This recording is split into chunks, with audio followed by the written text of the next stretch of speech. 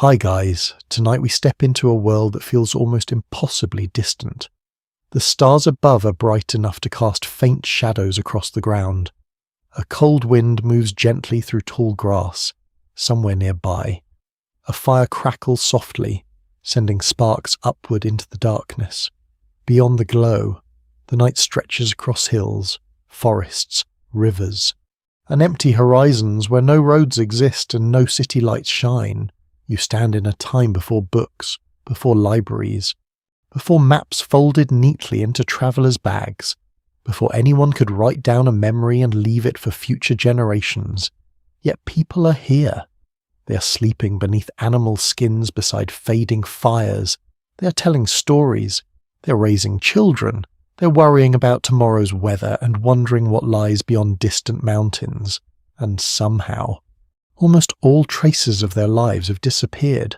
So, before you get comfortable, take a moment to like the video and subscribe, but only if you genuinely enjoy what I do here, and while you're settling in. I'd love to hear where you're listening from and what your local time is right now.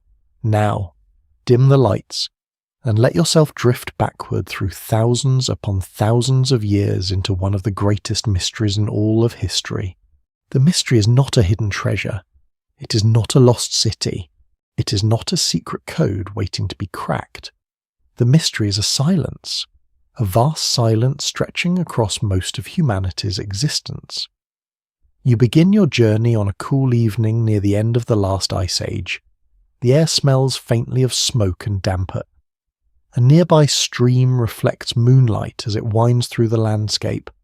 Insects hum quietly among reeds near the water, around a fire.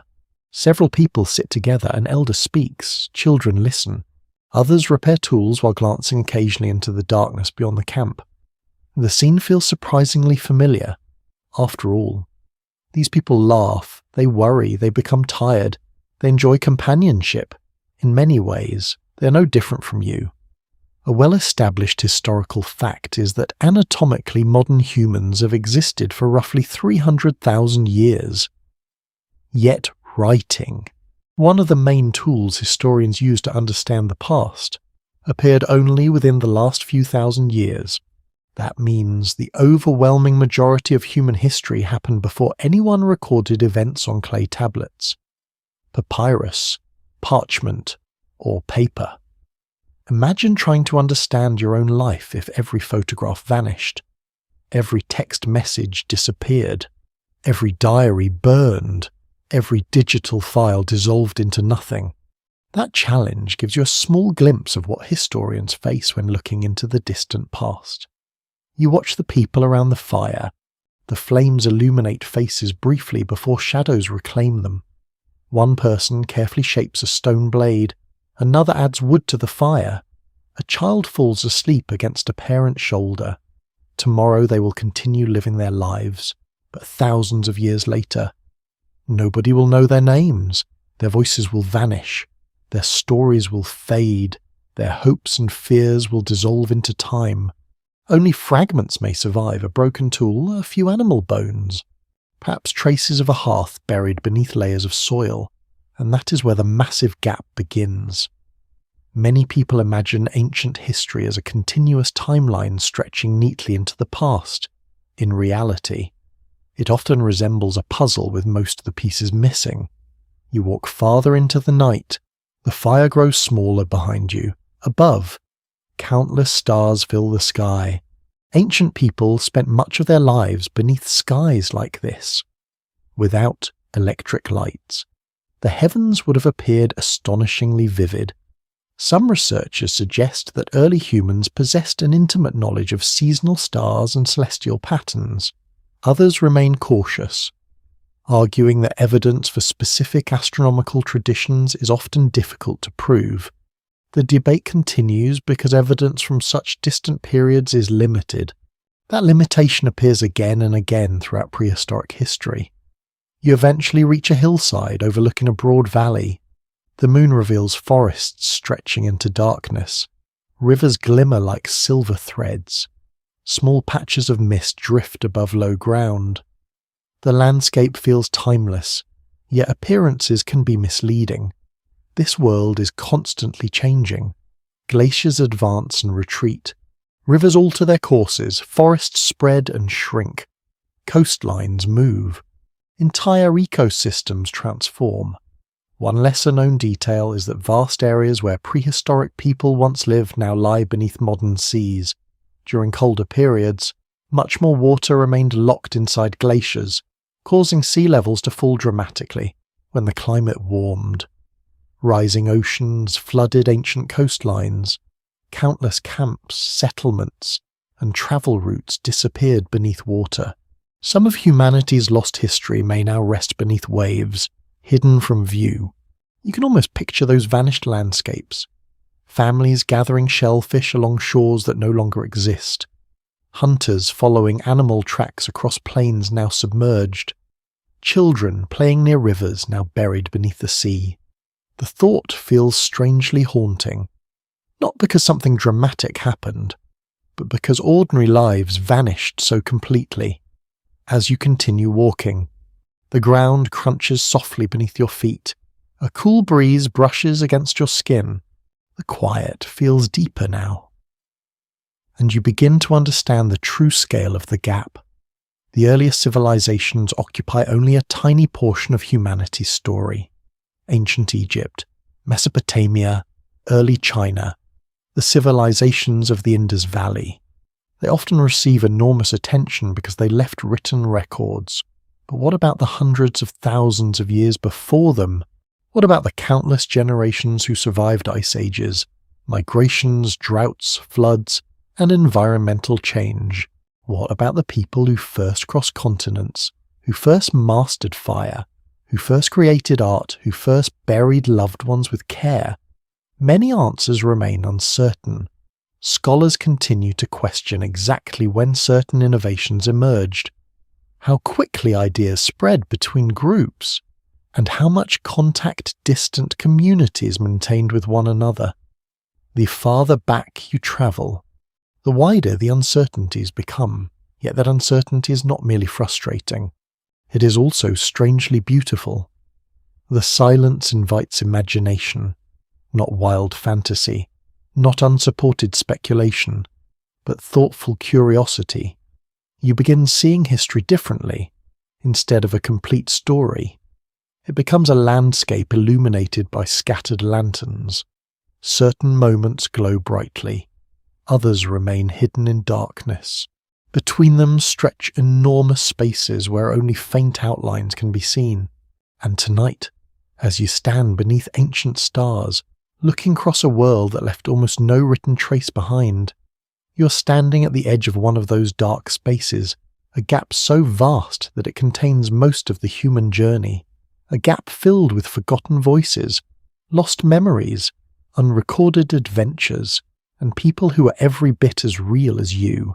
Their world is gone, their words are gone, but their presence remains, waiting patiently beneath soil, stone, and time itself.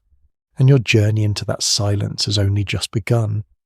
You leave the hillside slowly, while the ancient valley rests beneath the stars. Behind you, the small fire still glows like a red eye in the darkness. Ahead, the land opens into a long stretch of night, and with every step, you move deeper into the long silence of deep time. It is difficult to imagine time on this scale. A year feels long when you are waiting for something. A decade feels enormous when you look back across your own life. But prehistoric time moves differently. It stretches beyond memory, beyond family stories, beyond anything a person could hold in one mind. Generations rise and pass like sparks from a fire. Children grow old, camps are built, used, abandoned, and forgotten. Rivers change their paths. Forests come and go. Animals vanish from familiar valleys, new animals appear, and still, no one writes anything down. You walk through a world where history is happening constantly, but almost none of it is being recorded in the way modern people expect. There are no kings carved onto stone walls, no tablets listing taxes, no letters from merchants, no poems copied by careful scribes. No dusty archive waiting patiently in a temple room. Only life. Quiet, practical, vulnerable life. A mainstream historical fact is that for most of human existence, people lived in small mobile groups, often moving with seasons, food sources, water, and animal migrations. This does not mean their lives were simple. That is one of the lazy modern mistakes people sometimes make. We see no buildings, so we assume no complexity. We see no writing, so we assume no memory.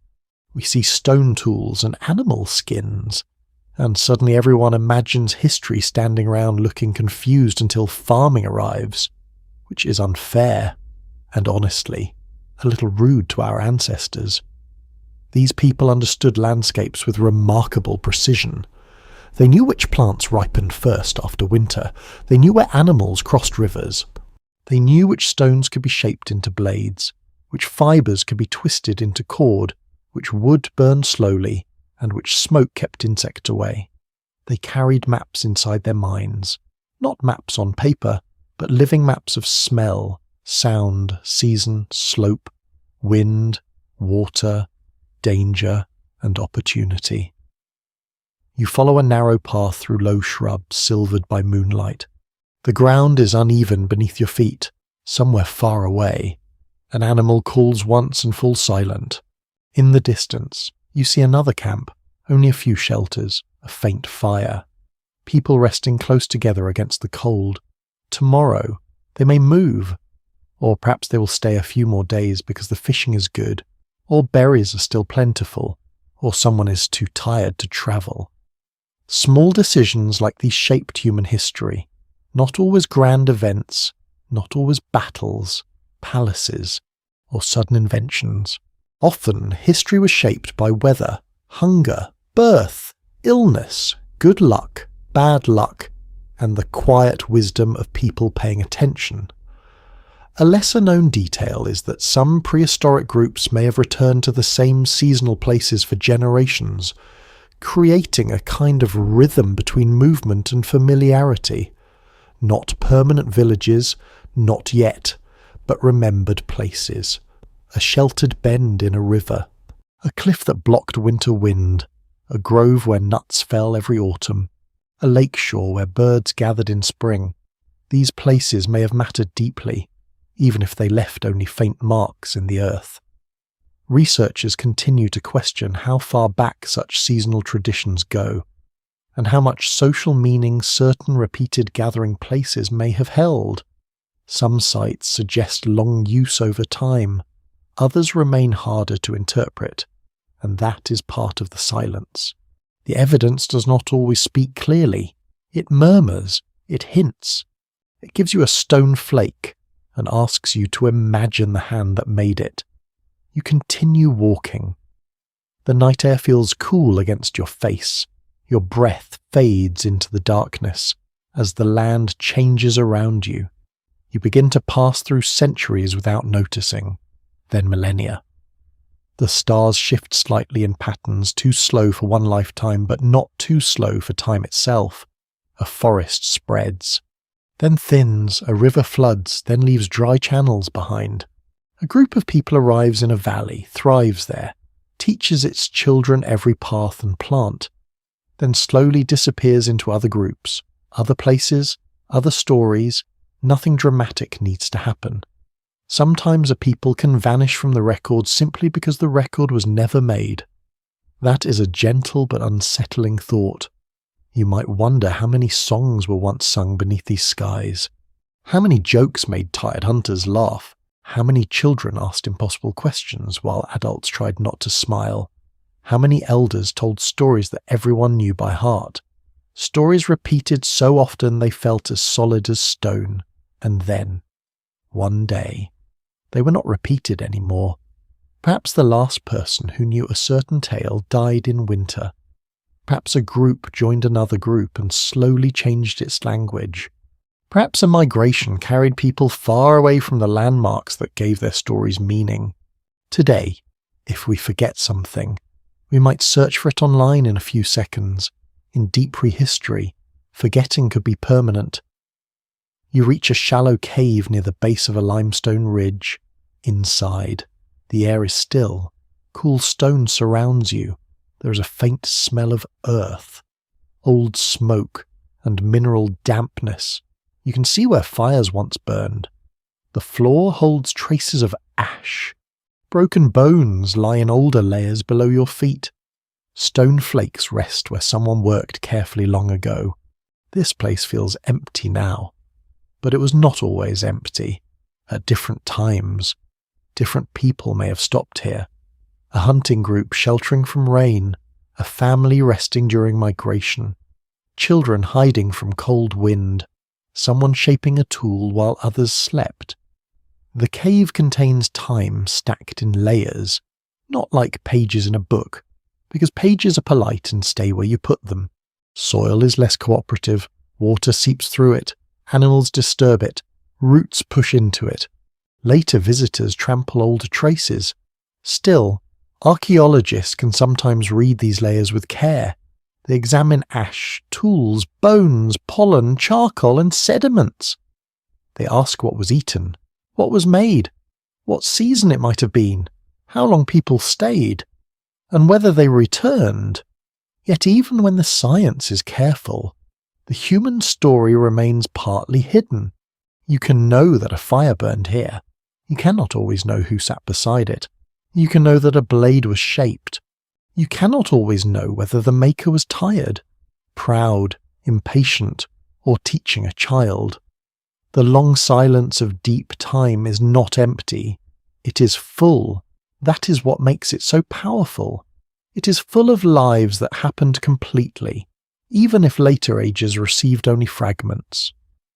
As dawn begins to pale beyond the cave entrance, the sky softens from black to grey. Birds begin calling from unseen branches. The air warms by the smallest amount. You sit near the old hearth and imagine the people who once watched mornings like this. They did not know they were prehistoric. No one does. At the time, they were simply alive.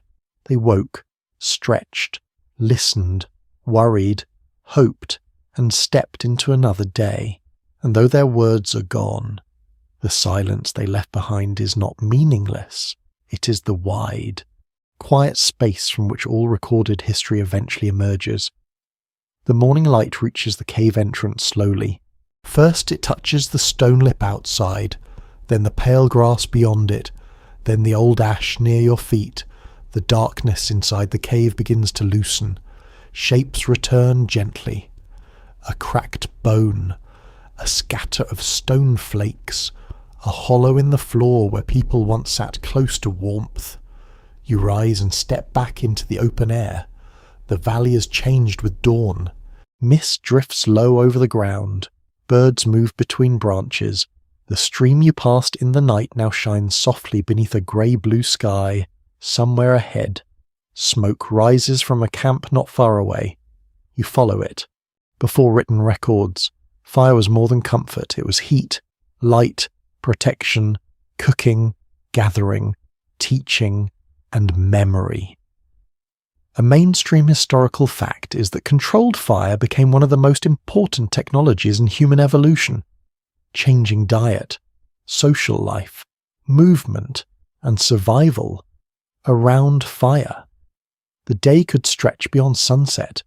People could work after dark. They could watch one another's hands. They could listen. They could remember. You approach the camp quietly and sit near the edge of the firelight. No one seems surprised by your presence, as if in this dream of history you are only another tired traveller who has found warmth at the right moment. The flames crackle softly. Smoke curls upward and carries the smell of dry wood, roasted roots, and animal fat. A child pokes the earth with a stick, drawing lines that mean something only for a moment before being rubbed away.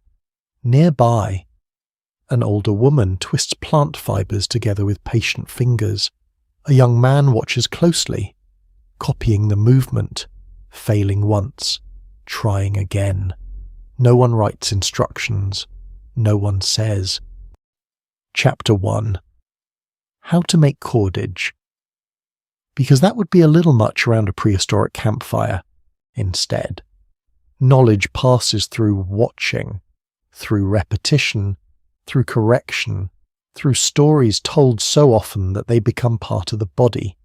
You notice how much is learned without formal lessons. A person sharpens stone by sound and pressure.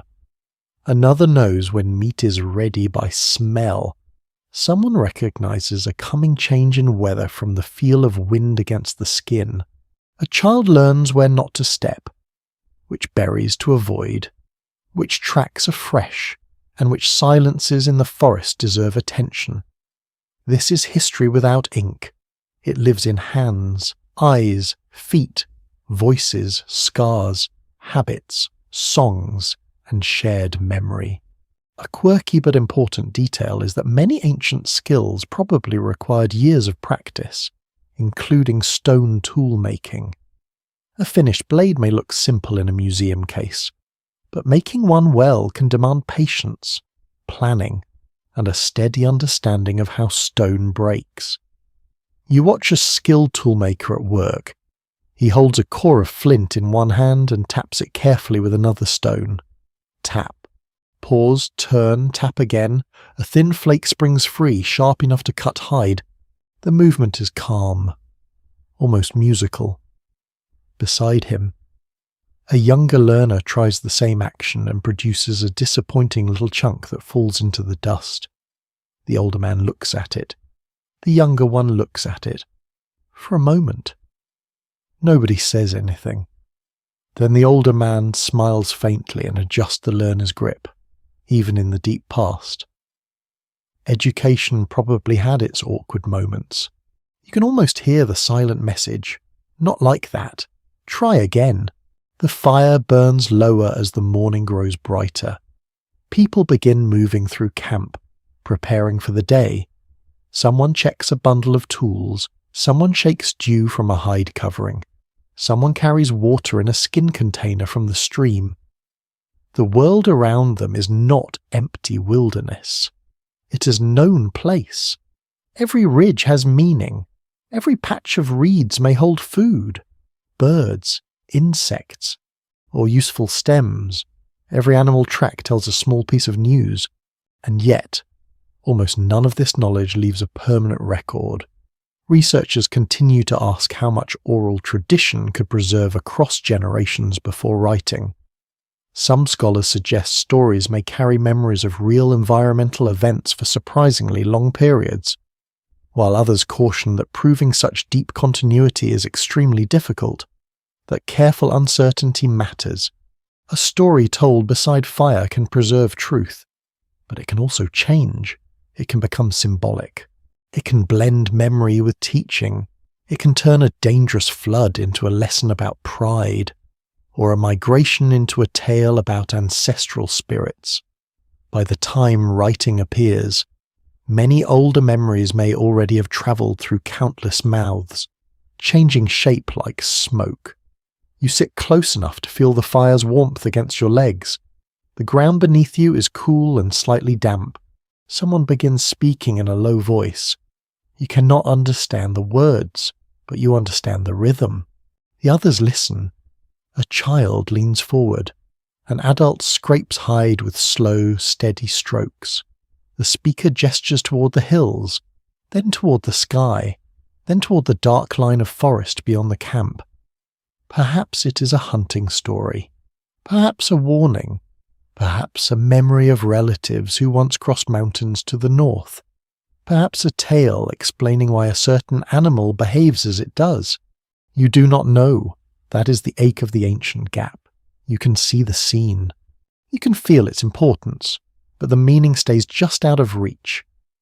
Modern life is noisy with storage, messages, photos, passwords, receipts, calendars, voice notes, documents, backup folders inside backup folders, because apparently even our memories need tiny digital houses now. In this older world, memory is carried by people.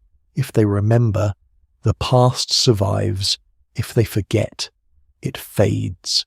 The group begins to leave the camp for different tasks.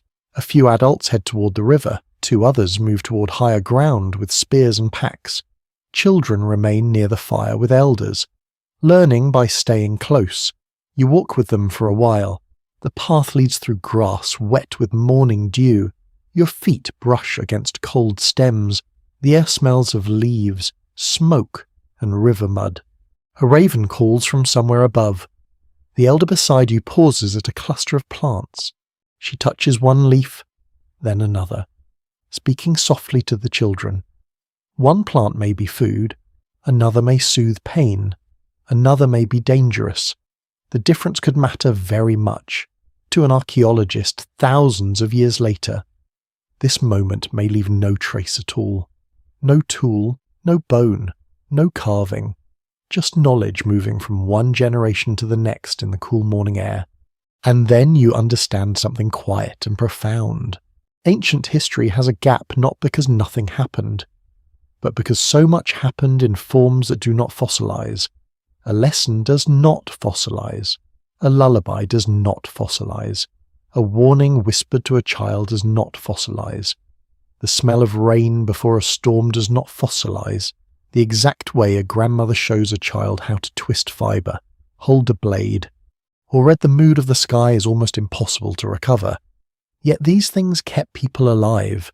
By afternoon, the camp is busy again. Smoke rises in pale columns. The fire has become the centre once more. Food is shared. Tools are repaired. Stories return as the light fades. You sit among them as evening settles. The firelight moves across faces. A spark rises, glows briefly, and disappears into the darkening air. And in that small vanishing spark, you glimpse the shape of human memory before writing. Bright, warm, fragile, passed from hand to hand, and always at risk of fading into the night by the next morning. The fire has burned down to a soft bed of ash. Grey light spreads over the camp.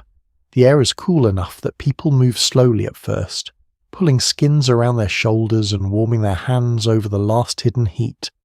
A few birds call from the edge of the trees.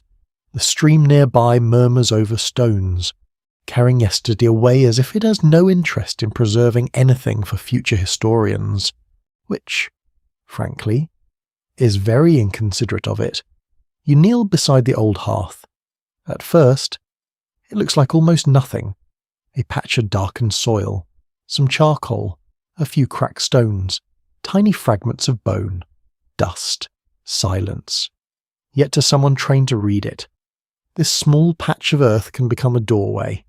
A mainstream historical fact is that archaeology often depends on material evidence such as tools, bones, plant remains, charcoal, pottery, structures, and human-made marks in the landscape when writing is absent.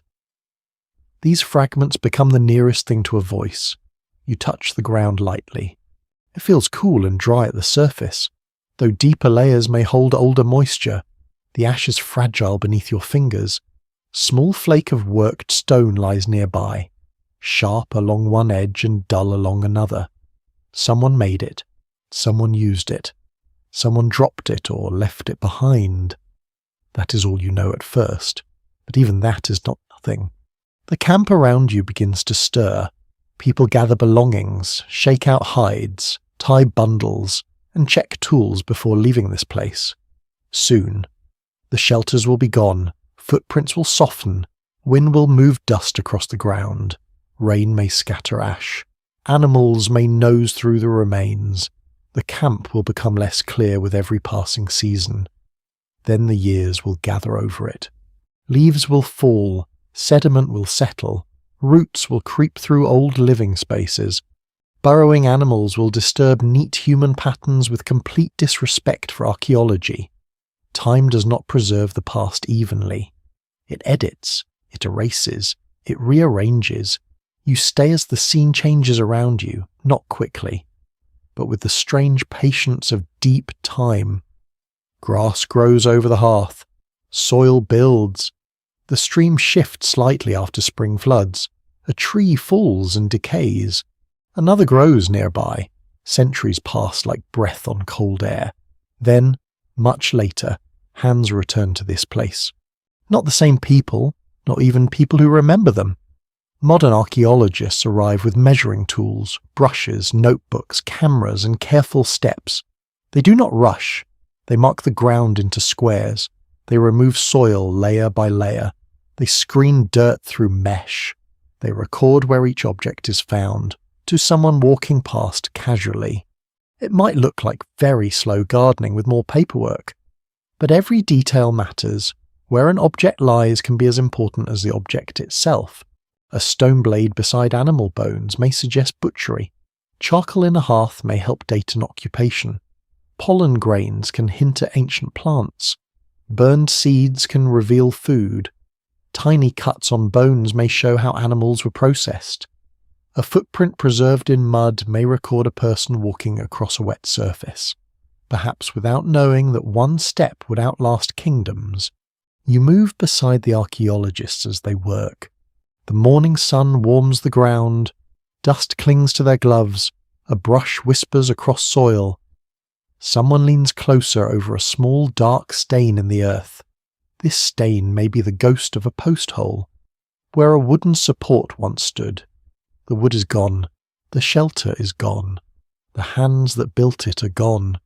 Only the changed colour of soil remains, and from that faint mark, researchers may begin to imagine a dwelling, a windbreak, a temporary hut, a place where people slept while rain tapped softly on hides above them.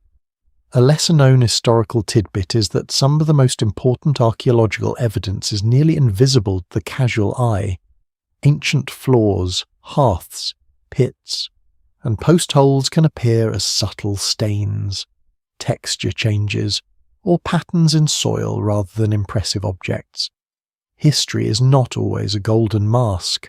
Sometimes it is a darker patch of dirt, and honestly, the dirt often has more patience than the gold. You walk across the excavation. A small group gathers around a cluster of stone flakes.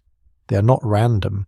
Their shape suggests that someone sat here and worked a stone core, striking flakes away in a controlled sequence. The finished tool may have been carried off. What remains is the debris of making, the negative space of an action. You can almost see the person sitting there, legs folded, hands steady, eyes narrowed in concentration, the sound of tapping stone, the smell of smoke nearby, a child watching too closely and being told, perhaps gently, perhaps not so gently, to move back. Yet the evidence cannot tell everything. Researchers remain divided on how confidently archaeologists can interpret behaviour from fragmentary remains, especially when later natural processes may have moved or altered materials. This is one reason ancient history has such a massive gap. The evidence survives unevenly, and interpretation must remain careful. A stone tool can tell you skill existed.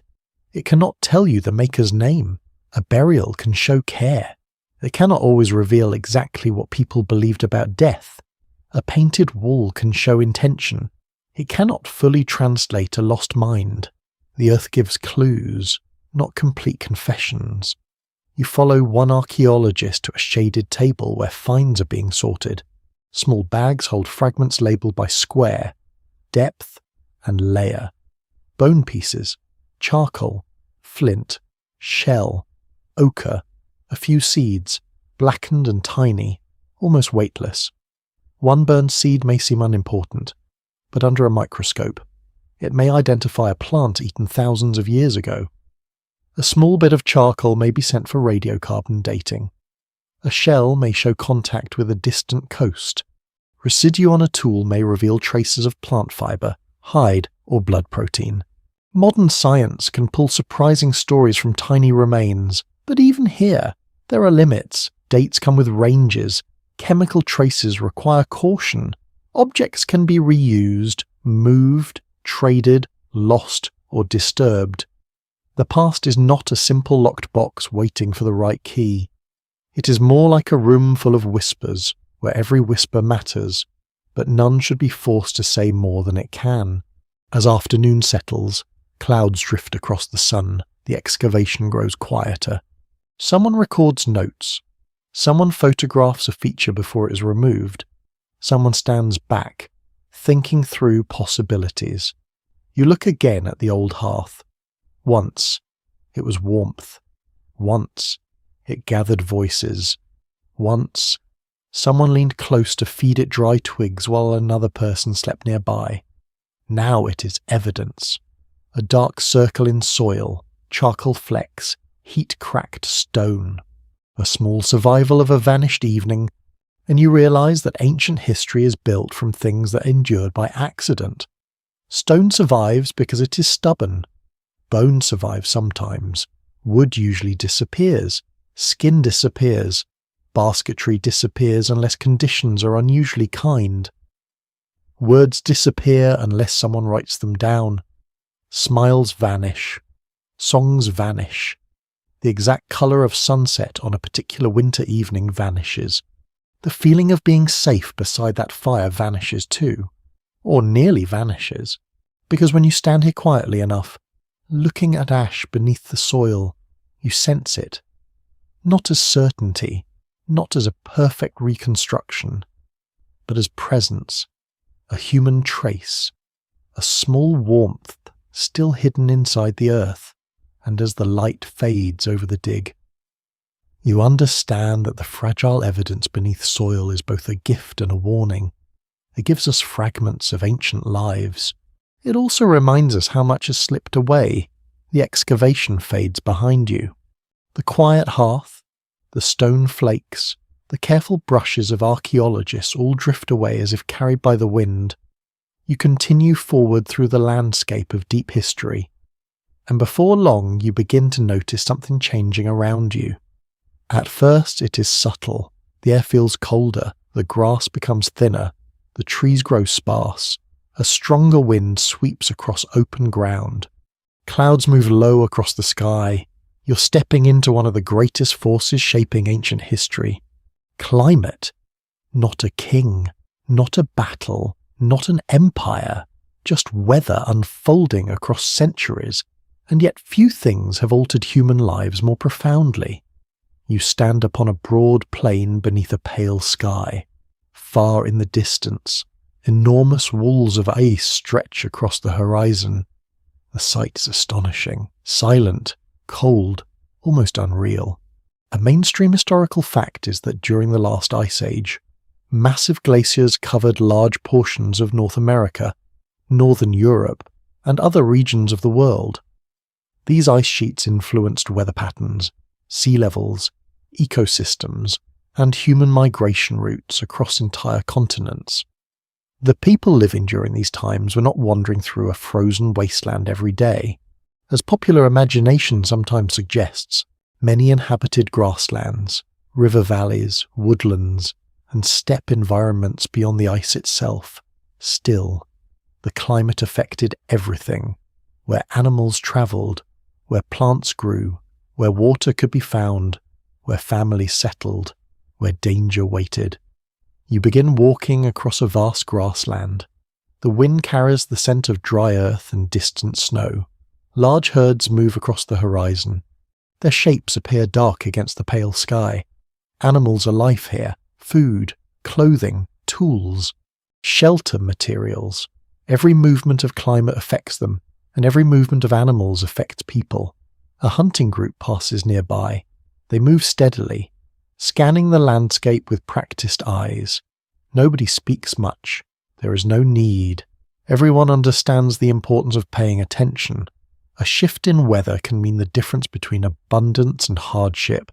A warmer season may expand grazing lands. A colder one may force herds elsewhere.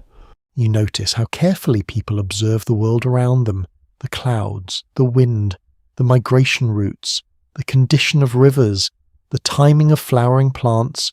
In modern life, many of us check weather forecasts on phones. Here, the forecast surrounds you, and getting it wrong carries far greater consequences. The sky darkens slightly as afternoon progresses. A cool breeze becomes colder. People glance upward. No dramatic announcement is needed. Experience already speaks. One lesser-known historical detail is that prehistoric people often endured periods of remarkably unstable climate.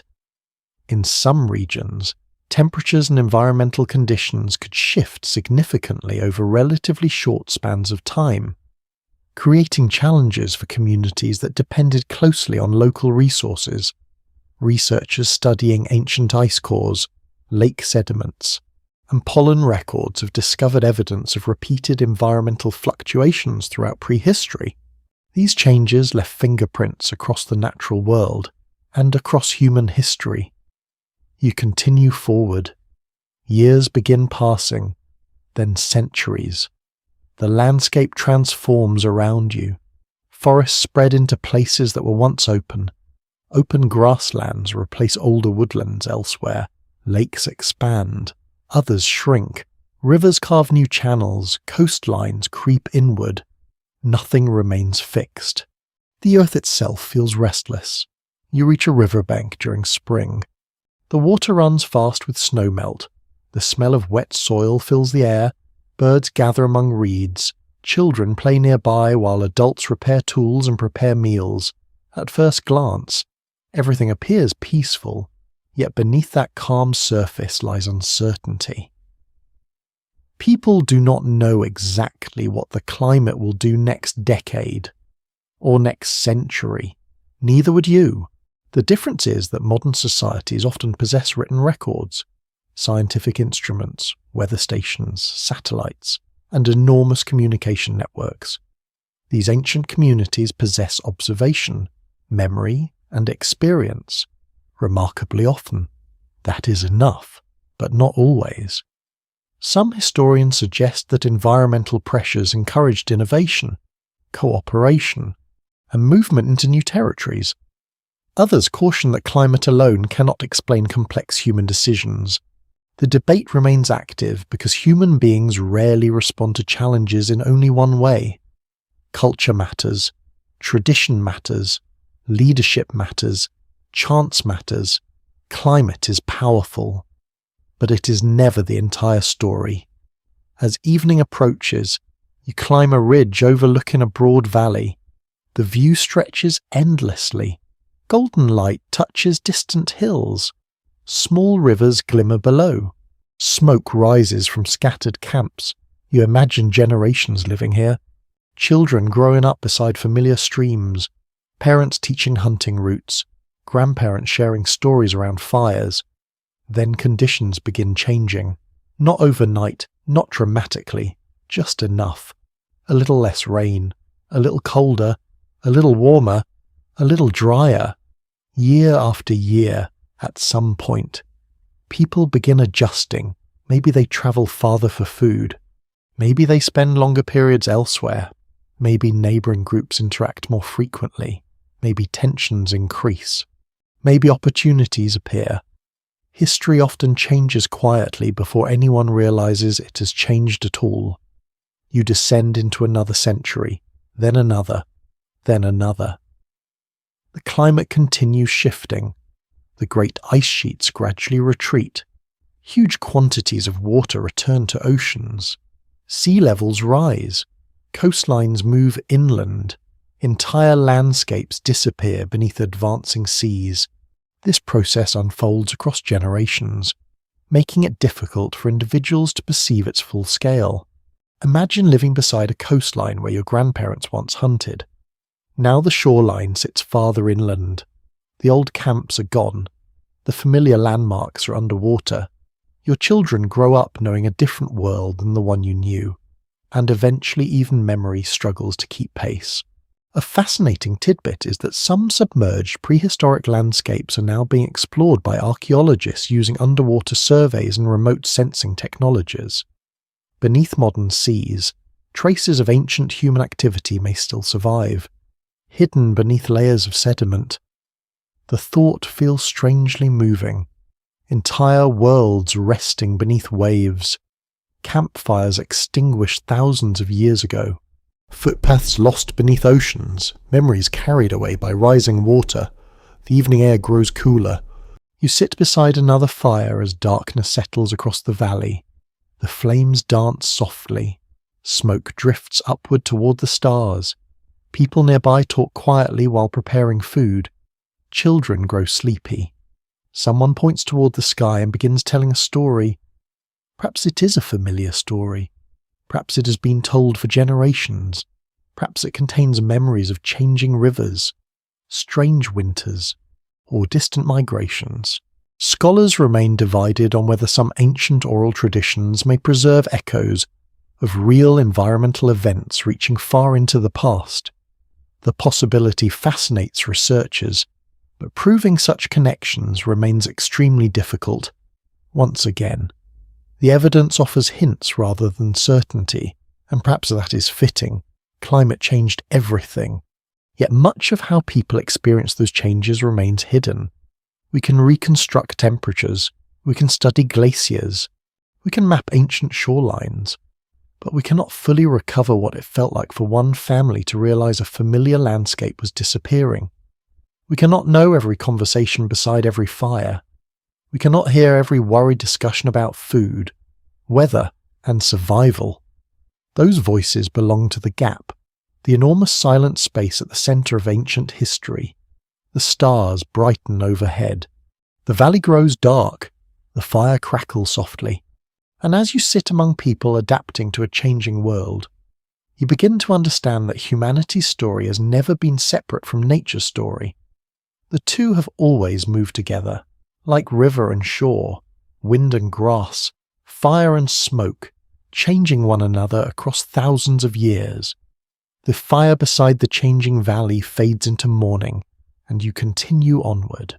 The land softens as you walk, the wind grows gentler, tall grasses brush against your legs, a pale sun rises above distant trees, spreading warm light across the ground.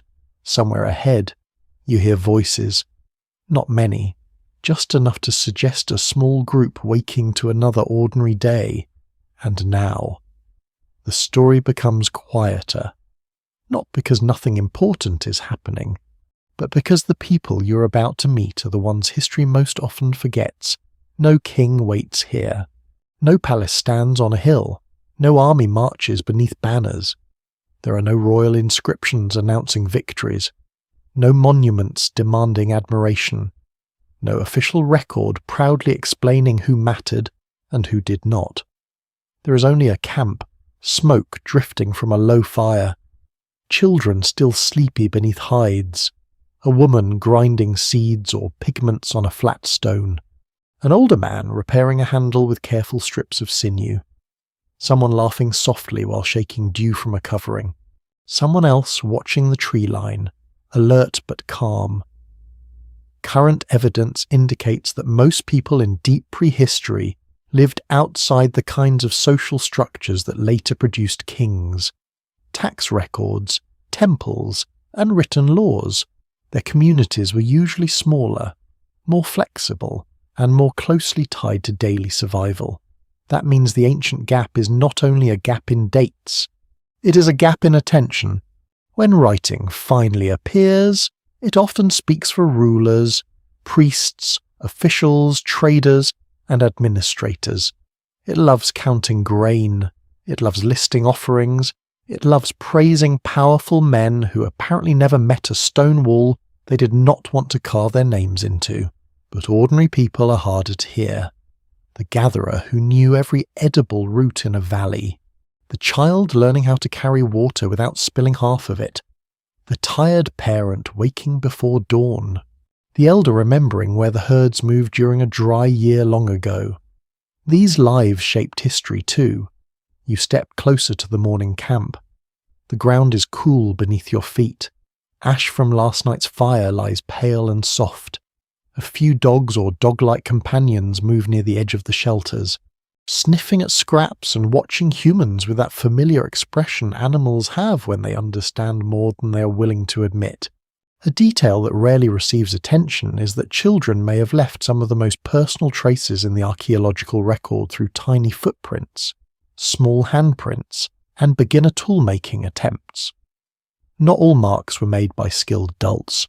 Some were made by children learning, playing, copying, helping, and probably getting in the way with great enthusiasm. You see one child crouched beside an adult, trying to scrape a hide with a small tool.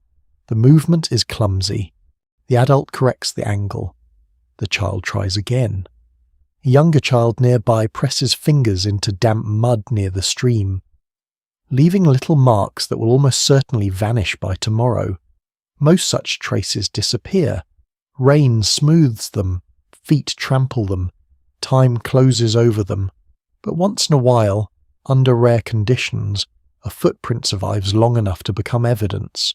And suddenly, thousands of years later, we remember that ancient children ran, stumbled, played, and followed adults through soft ground.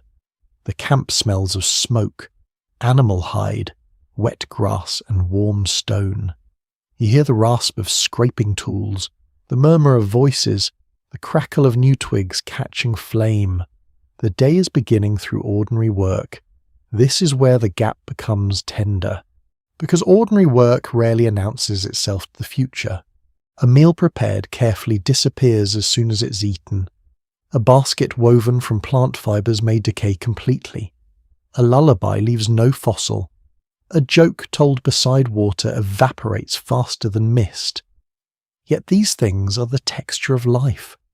You watch a group preparing to gather food. They carry baskets, digging sticks, hide pouches, and memory. They know where to go because others taught them. They understand the season because they have watched it unfold before.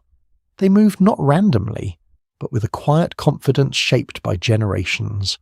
Experts have proposed several explanations for how labour may have been divided in prehistoric communities, but the details remain difficult to reconstruct.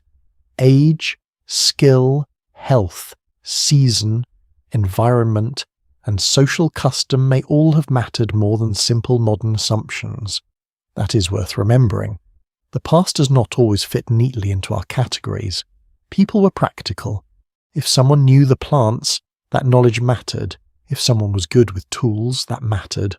If someone could calm children, carry stories, track animals, remember distant places, or notice danger early, that mattered too.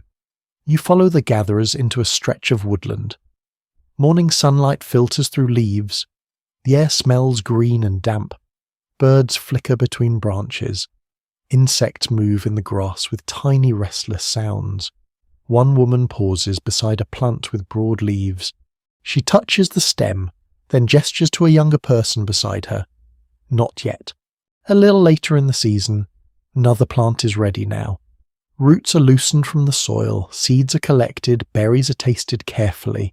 Nothing is rushed. This knowledge is exact, and exact knowledge is survival. Today, many people think of food as something that appears in shops, wrapped, priced, and waiting under bright lights. Here, food is landscape, timing, memory, and patience. And if history forgets these gatherers, it forgets a major part of how humanity lived. By midday, the group rests near a small stream. Water moves over stones with a soft, glassy sound. Someone drinks from cupped hands. Someone else rinses mud from roots. A child drops a pebble into the water and watches the ring spread outward. No monument will mark this lunch. No inscription will say that the roots were sweet. The stream was cold, and someone laughed when the child splashed too enthusiastically. But the moment is real. It belongs to history, even if history cannot hold it easily. Later, you return to camp. An elder sits in shade, working slowly on something small, perhaps an ornament, perhaps a tool, perhaps an object with meaning that does not survive in any obvious way. Nearby, a young adult listens. The elder speaks quietly. You cannot understand the words, but you recognize the pattern of instruction. Advice is being given, a memory is being shared, maybe a warning, maybe a story about a place where the river once changed course. The evidence allows for multiple possibilities when archaeologists find personal ornaments, pigments, burials, or unusual objects. They may suggest identity, beauty, status, ritual, exchange, or memory, but rarely do they explain themselves fully. so ordinary people remain half visible, enough to sense them, not enough to know them completely. Even in later ancient civilizations where writing exists, the same problem continues. Records often focus on officials, rulers, land, taxes, warfare, and offerings. The daily lives of farmers, servants, craft workers, mothers, children, migrants, and the poor appear only in glimpses. The gap does not suddenly close when writing begins. It merely changes shape. Even a written world can be forgetful. Even archives have preferences. As evening comes, the camp settles again around the fire. The light turns golden, then amber, then red. Smoke rises through branches. Someone roasts food over coals. Someone hums. Children lean against adults as sleep approaches. You sit among them and feel the quiet weight of all the unnamed people who made the human story possible. People who carried water, people who gathered food, people who repaired shelters, people who taught children, people who remembered paths, people who buried loved ones, people who noticed when the weather turned. Ancient history has a massive gap, partly because power leaves louder traces than care. Stone monuments survive, royal names endure, but tenderness, skill, patience, and daily labour often vanish. The fire crackles, a child falls asleep, an elder looks into the flames, and for a moment, the forgotten ordinary people of the ancient world feel very close, as if they have only been waiting for someone to sit quietly enough to notice them. Night returns gently over the camp, and the fire settles into a low red glow. You sit for a while among the quiet breathing of sleepers, listening to the small sounds that fill the dark. A hide covering shifts in the wind. Someone turns in sleep. A twig collapses into embers with a soft snap beyond the shelters. The forest waits in layers of black and silver. Then the world begins to change again. The camp fades behind you. The trees grow denser. The air becomes cooler. You follow a narrow path between stone outcrops, where moonlight gathers in pale pools on the ground. The smell of wet limestone rises around you. Water drips somewhere ahead, steady and slow, like time counting without numbers. Soon, you reach the mouth of a cave. It opens in the hillside like a dark breath. You step inside. The temperature drops at once. The air feels still against your face. Your footsteps sound softer here, absorbed by earth and stone. Behind you, the outside world narrows to a grey opening. Ahead, darkness deepens. Someone has been here before. Not yesterday, not last year. Long before any city wall, written law, or royal tomb. You move carefully through the cave, holding a small flame. The light trembles across uneven walls, revealing cracks, mineral stains, and shadows that seem to move when you do. Then you see them. Animals, painted in red, black, brown, and ochre. Horses with curved backs, bison with heavy shoulders, deer, wild cattle, hands, marks, signs, lines.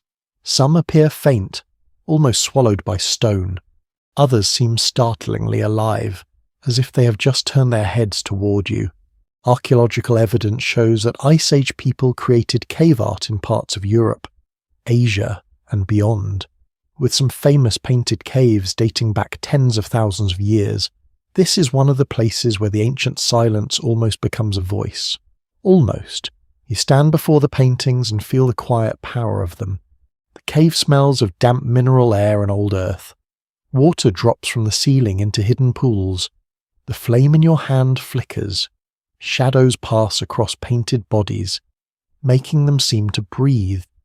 You can imagine someone kneeling here with pigment on their fingers, someone grinding minerals into powder, someone mixing colour with fat, water, or other binders, someone using a hand, a brush, a pad of moss, or perhaps blowing pigment through a hollow bone.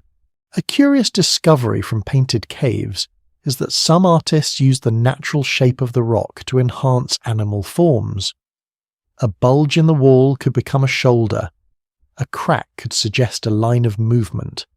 The stone itself became part of the image. This was not random decoration. It required attention, patience, memory, skill, and perhaps something deeper that we can feel, but not fully name.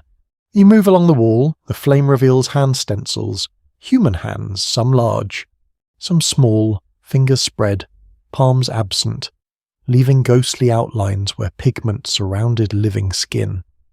They feel intimate in a way that a carved royal inscription sometimes does not. A king might announce power, a handprint simply says, in the softest possible way, I was here, and then. 'Cause humans are humans. You notice some handprints overlap, as if even tens of thousands of years ago people occasionally crowded the good wall space. Very relatable. You continue deeper. The passage narrows. The silence grows thick. Why did people come here? This question remains open among specialists. Some researchers have proposed that cave paintings were connected to ritual, hunting beliefs, teaching, storytelling, altered states of consciousness, social identity, or relationships with animals and landscapes. Others warn that no single explanation can cover all sites, all images, and all periods. The meaning is not gone entirely, but it is locked behind a vanished world of thought. You can see the images, you can study the pigments, you can date charcoal, you can map where paintings appear, but you cannot sit beside the artist afterward and ask, so, what were you going for here? Which is unfortunate, because art history would be much easier if ancient people left polite little labels beside everything. Instead, they left images, and images are powerful partly because they do not surrender all their meaning at once. You stop before a painted animal with a dark head and strong body. The line is confident. The curve of the back feels alive. You imagine the animal moving across a winter plain, breath steaming in cold air, hooves striking frozen ground. You imagine hunters watching from a distance, not casually, but with respect, hunger, caution, and deep familiarity. Animals were not background scenery. They were part of survival, part of memory, part of fear and gratitude, part of the mental world that humans carried with them. The paintings may preserve that relationship, but not in a way we can translate completely. Outside the cave, daylight would have brought labour, cold, hunger, tools, children, gathering, tracking, repairing, cooking. Inside the cave, darkness transformed the world. A lamp flame could make animals shift across stone. A voice could echo strangely. A song or chant, if there was one, would have moved through the chamber and returned altered. You pause and listen. Only water answers. But even that small sound feels ancient. An often overlooked aspect of cave art is its location. Some images appear in deep, difficult, dark spaces, suggesting that the journey into the cave may have mattered as much as the final image. Not all art was placed where everyone would casually pass by with breakfast. Some of it required effort, a descent, a torch, a choice to enter the dark. You move farther in, and the air becomes colder. Your flame burns low, the walls draw close. Here, the modern mind wants answers quickly. Was it religion? Magic hunting practice, storytelling decoration, a social gathering, a memory palace, a sacred place? Maybe. Maybe not. Maybe several of these things at once. Maybe the categories themselves are too modern. In ancient life, what we separate into art, ritual, knowledge, teaching, and survival may have flowed together more naturally. A painted animal could be beautiful and useful and spiritual and memorable and social all at once. You turn back toward the entrance. As you walk, the paintings pass beside you like quiet companions. The flame catches one last horse, then a hand, then a cluster of signs whose meaning has slipped beyond reach. This is the strange tenderness of ancient images. They survive better than voices, but they still do not fully explain themselves. They give us presence without translation, beauty without certainty, evidence without a complete story, at last. You step out of the cave. The night air feels wider, stars shine above the hills, a breeze moves through grass at the entrance. Carrying the smell of cold stone and distant smoke, behind you, in darkness, the animals remain on the walls. They have waited for thousands of years, they will wait longer still, and as you look back once, you understand that the gap in ancient history is not always empty darkness. Sometimes it is painted darkness, filled with hands, animals, lines, colours, and meanings that still whisper softly from stone. Even when the language of those whispers has been lost, the painted cave disappears behind you. For a while, you walk beneath stars and open sky. The air feels fresh after the cool darkness underground. Grass bends softly beneath the wind. Somewhere in the distance, an owl calls once and falls silent. The world feels immense, yet hidden across this vast landscape are places where people once gathered, built shelters, shared meals, raised children, repaired tools, argued, laughed, and watched countless sunsets. Most of those places are gone, or nearly gone. That is where your journey leads next, toward the mystery of lost settlements. The eastern horizon begins to brighten. A pale band of silver spreads across the land. Mist gathers in low areas. The smell of damp earth rises from the ground. As daylight slowly returns, you find yourself standing above a broad valley. Below, traces of a settlement emerge, not a city, not even a village in the way many people imagine, just a cluster of structures, hearths, storage pits, work areas, and paths worn into the soil by many feet over many years. The surviving evidence suggests that long before large civilizations appeared, people in various parts of the world were already creating places they returned to repeatedly. Sometimes for generations, you begin walking down into the valley. The morning air feels cool against your skin. Dew clings to grasses and brushes your legs as you move. The settlement awakens gradually around you. Smoke rises from several hearths. Children emerge sleepily from shelters. Dogs stretch and circle before settling again. Adults prepare for another day of work. At first glance, nothing here seems extraordinary. That is often the problem. Ancient settlements rarely announce their importance. A palace impresses visitors. A settlement often looks like people simply getting on with life. Yet these places mark a major change in the human story. People are staying longer, not forever, not necessarily, but longer. You pass several structures built from wood, hides, brush, and other materials that will not survive well through time. The shelters feel practical rather than grand. They were built to serve a purpose, not to impress future archaeologists, which, unfortunately for archaeologists, seems to have been a common attitude throughout history. You notice worn pathways crossing the settlement. People follow familiar routes between shelters, storage areas, water sources, and gathering places. Repeated movement leaves marks. Repeated living leaves traces. Repeated return creates attachment. One particularly interesting finding from several prehistoric sites is evidence that some communities invested significant effort into structures, storage systems, and communal spaces long before full agricultural societies emerged. This challenges older assumptions that mobile hunter-gatherers rarely built substantial places. Human behavior, as usual, turns out to be more complicated than neat categories suggest. You stop beside a storage pit. It has been carefully lined and protected. Inside are supplies gathered during more productive seasons. Food stored today may prevent hunger months later, This simple act changes how people think. Not immediately, not dramatically, but gradually. A person storing food begins thinking differently about the future. A settlement storing resources becomes connected to place in new ways. You watch people moving through their daily routines.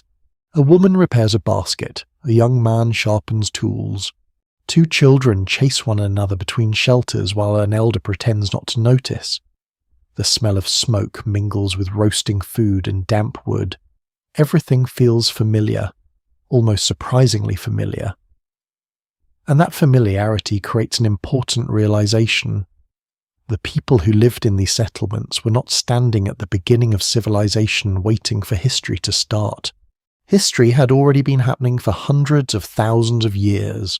These communities inherited immense traditions of knowledge, adaptation, memory, and social cooperation. They were building upon foundations laid by countless generations before them. You continue through the settlement. The sun climbs higher. Birdsong fills the air. Shadows shorten. Near the center of the community, people gather around a shared area. Some work, some talk, some simply observe. Community life creates opportunities. It also creates challenges. Living close together requires negotiation. Sharing space requires patience. And patience, as many modern neighbours can confirm, is not always humanity's strongest skill. Researchers continue to investigate why some early settlements expanded while others remained small, temporary, or eventually disappeared. The answers likely vary from place to place. Environmental conditions mattered. Food resources mattered. Social relationships mattered. Chance mattered too. History often gives the impression that successful communities were inevitable. They were not. Many experiments failed. Many settlements vanished. You leave the busy centre and walk toward the edge of the valley. There, hidden beneath layers of soil and grass, lie the remains of older occupations.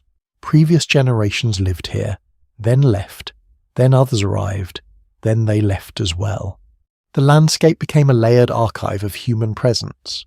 An unexpected clue comes from archaeological sites showing repeated occupation separated by long gaps. Sometimes people return to places abandoned centuries earlier, drawn by water, resources, geography, memory, or simple practicality.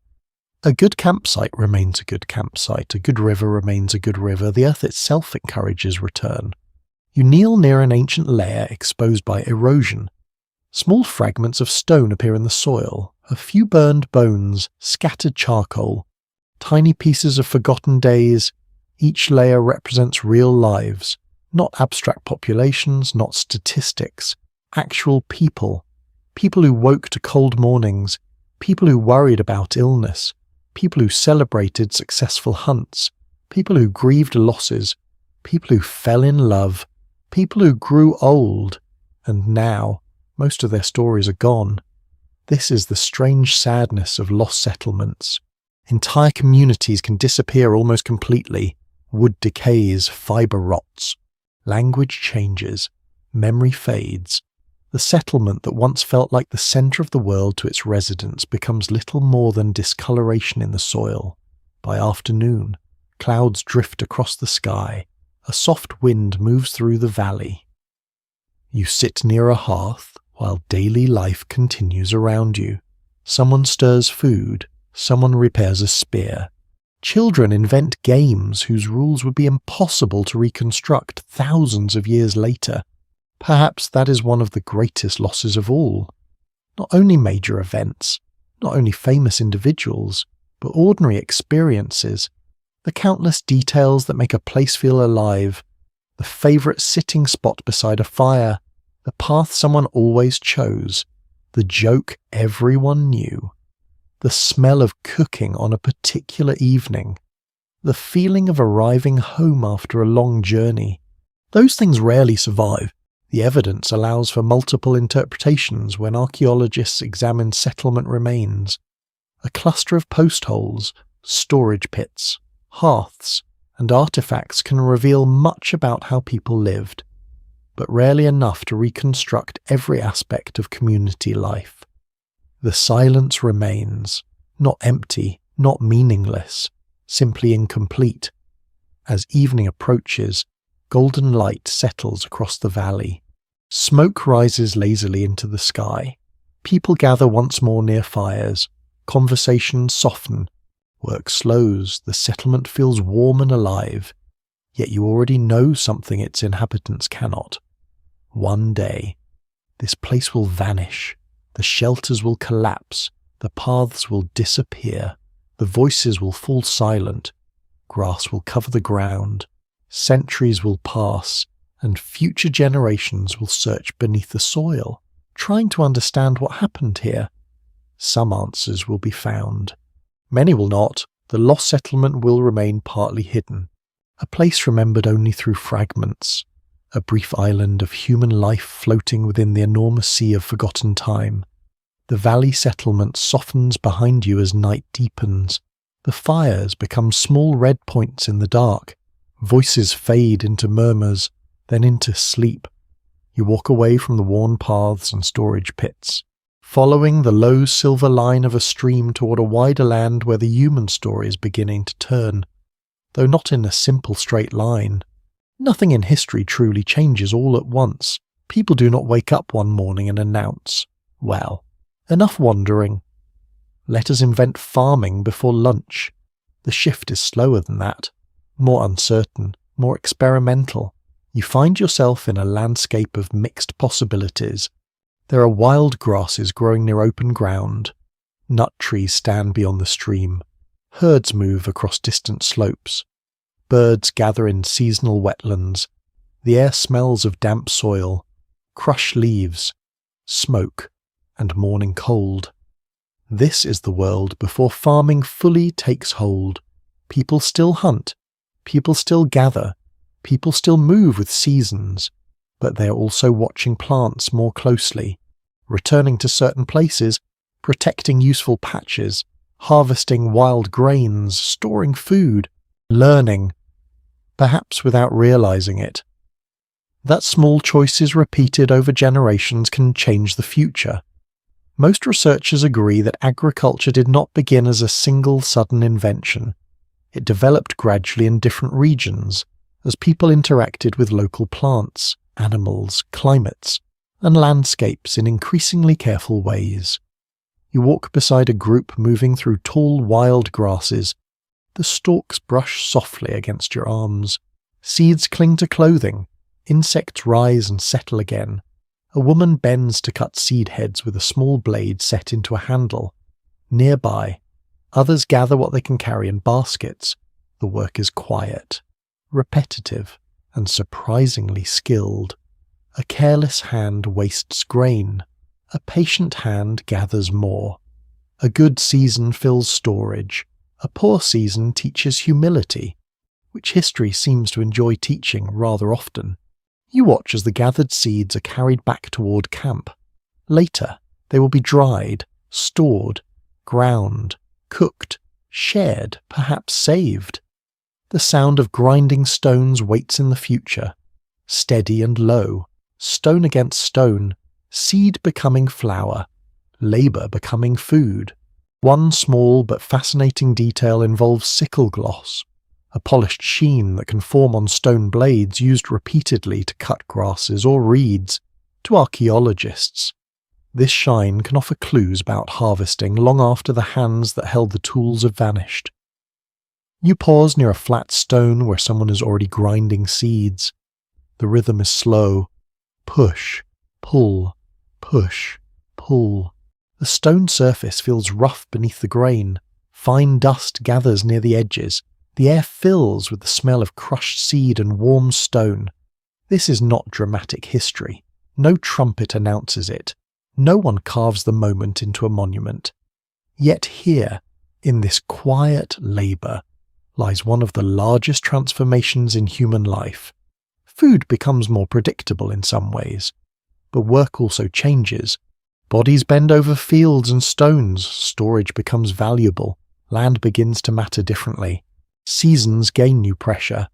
A failed harvest can be frightening. A successful one can draw people closer to place. You follow the camp through the year. Spring brings tender shoots. Summer brings gathering and watching. Autumn brings harvest. Winter brings stored food, repaired tools, stories, sickness, patience, and smoke trapped inside shelters when the wind is unkind. The people here are not fully farmers, not in the later sense.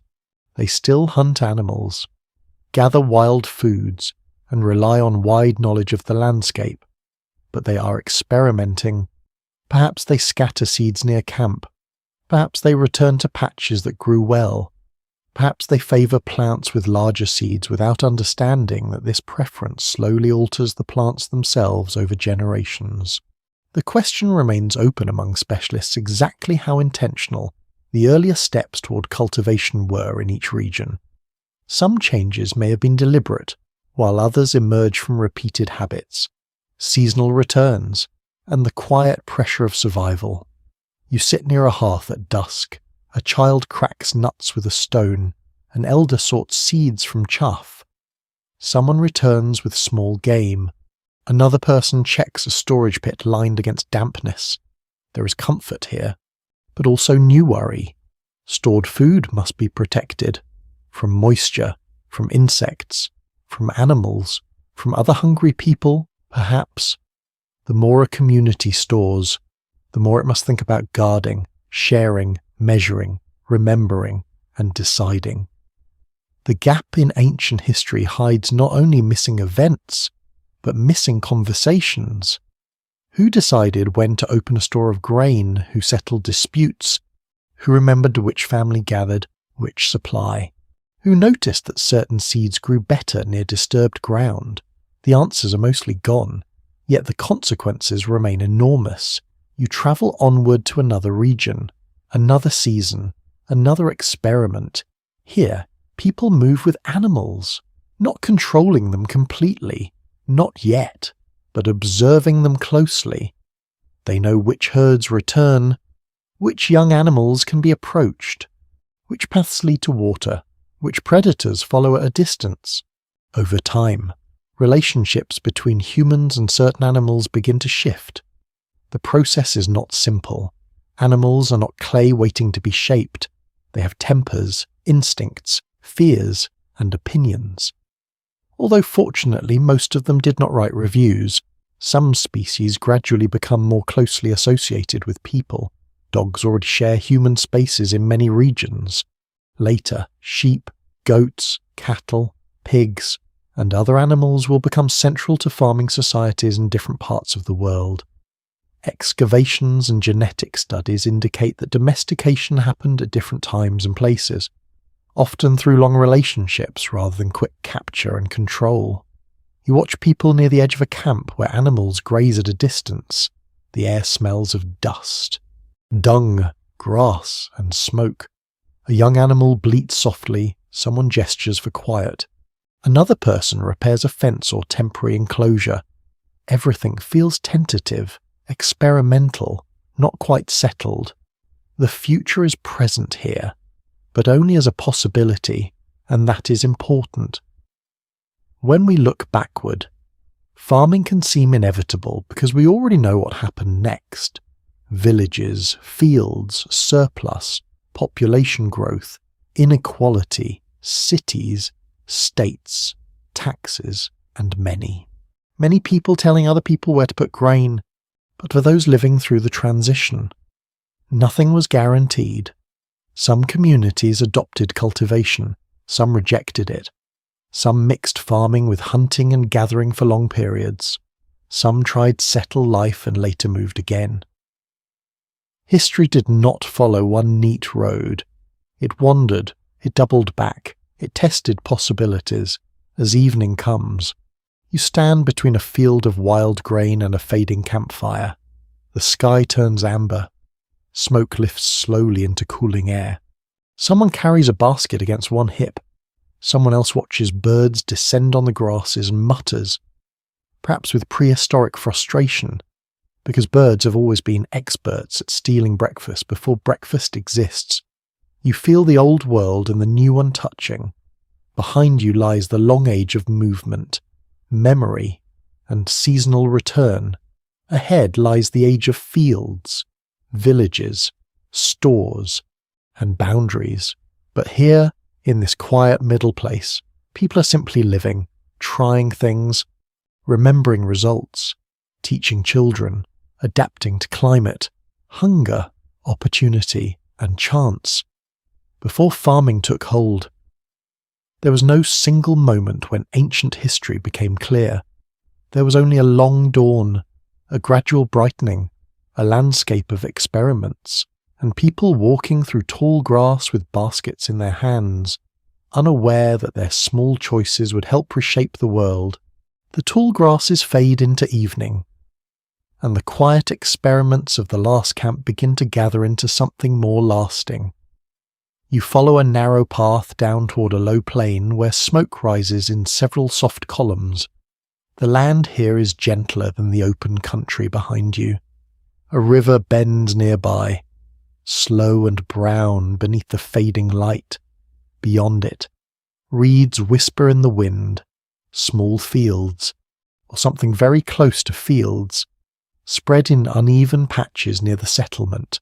The first thing you notice is not grandeur, it is repetition.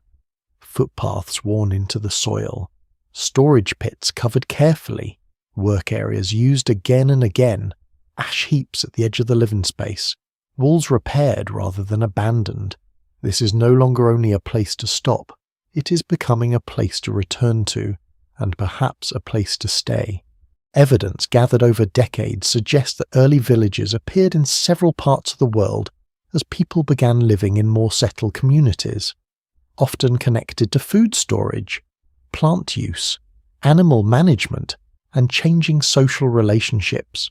You step into the village at dawn. The air is cool and slightly damp. Smoke from hearths hangs low between buildings. Somewhere, a baby cries briefly before being soothed.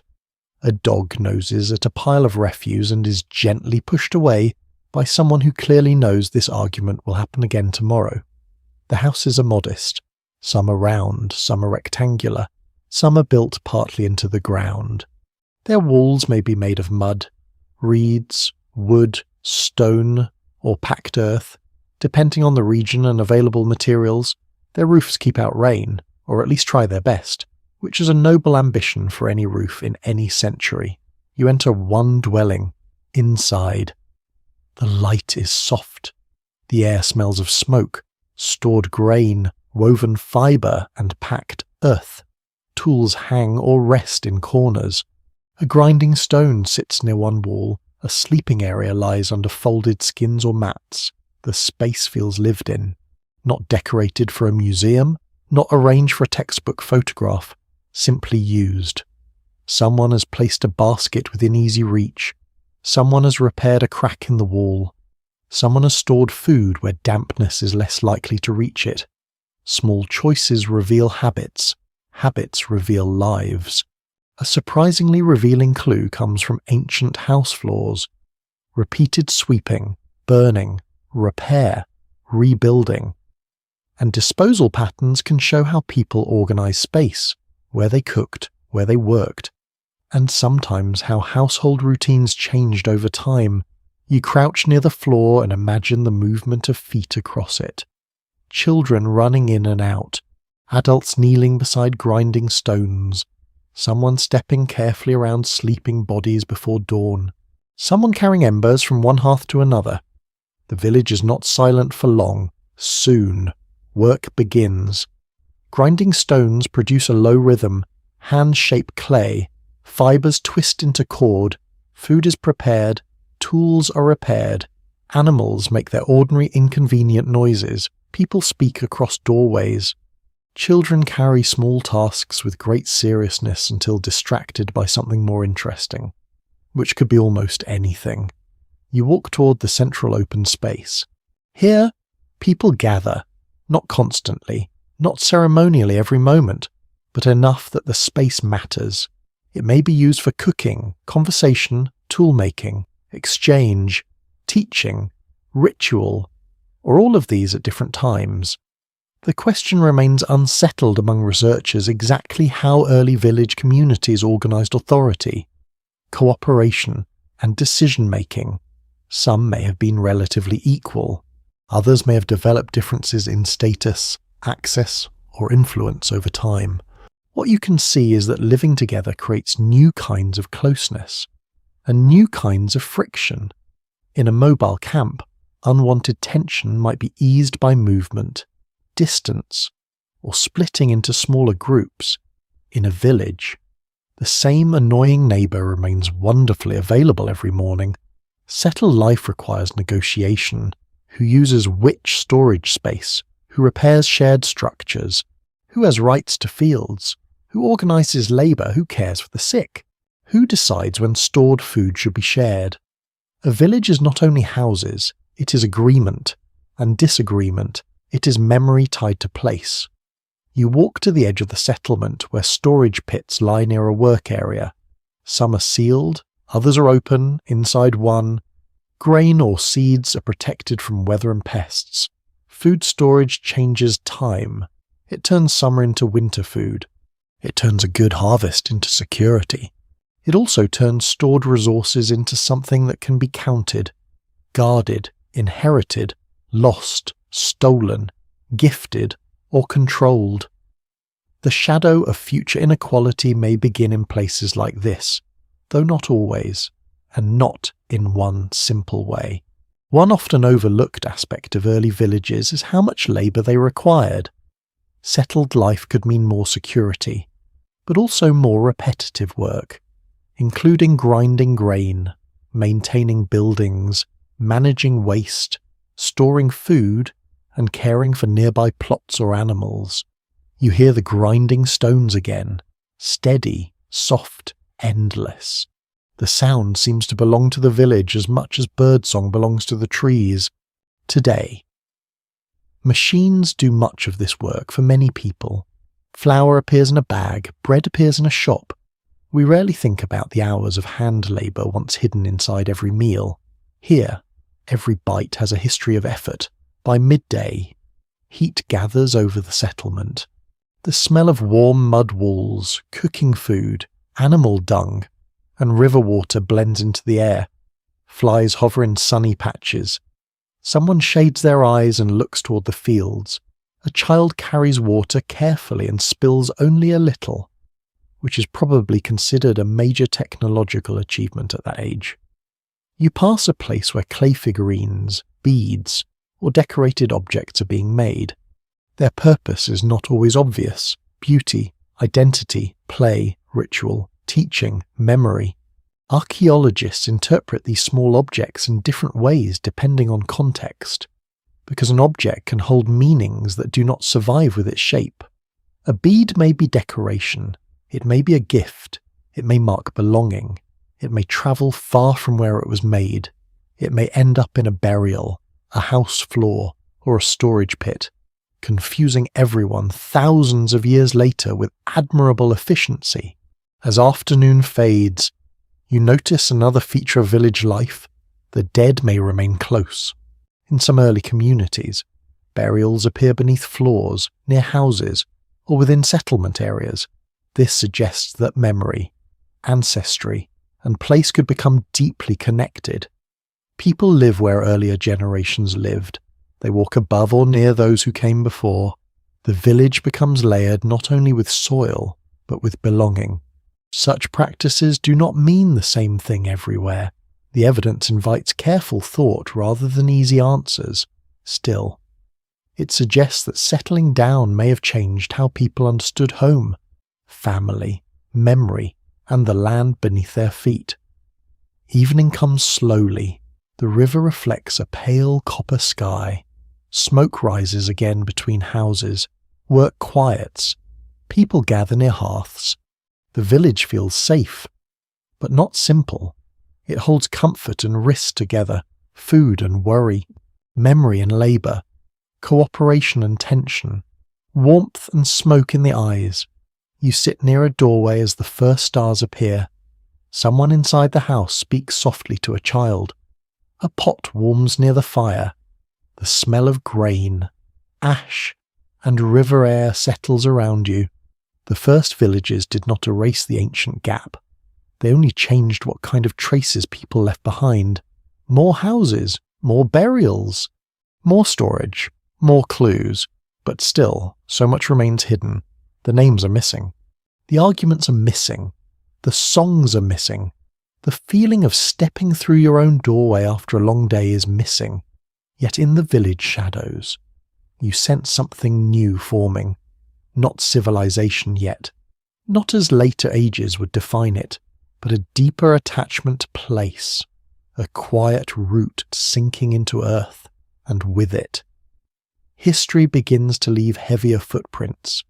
Even as countless human voices still fade into the dark, the village settles into darkness behind you. Its hearths glow softly through the night. Smoke drifts upward into a sky crowded with stars. Somewhere a child stirs in sleep. Somewhere a dog lifts its head, listens, and decides that whatever is happening is someone else's problem. The quiet community fades into distance. Time moves forward once more. Generations pass, fields spread, populations grow, settlements become larger, paths become roads, storage becomes administration, and gradually, in a few regions of the world, something entirely new begins to emerge: civilization, or at least what later generations would call civilization. Yet even here, the story refuses to follow a neat script. Because civilization did not arrive everywhere at once, nor did every society pursue the same path. The morning opens before you on a broad river plain. Mist rises from fertile ground, water channels weave across the landscape. The air smells of wet soil, reeds, and growing crops. Birds gather in marshes nearby. Farmers move through fields while others carry baskets, tools, and bundles between buildings. Ahead, a settlement stretches farther than any village you have visited so far. More houses, more people, more activity. The scale itself feels different. A broad scholarly consensus holds that the earlier cities emerged independently in several parts of the world, including regions such as Mesopotamia, Egypt, the Indus Valley, northern China, Mesoamerica, and the Andes. Though each developed under unique local conditions, that last part is important: unique local conditions. History sometimes gets simplified into a single grand narrative.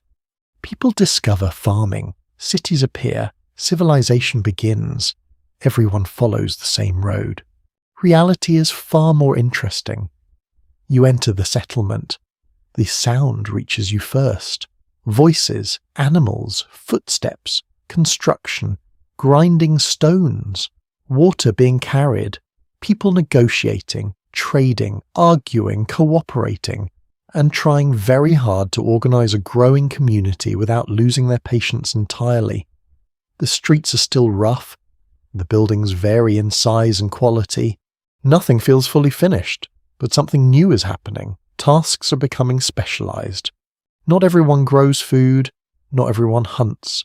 Some people build, some make tools, some manage supplies, some conduct rituals, some oversee labor.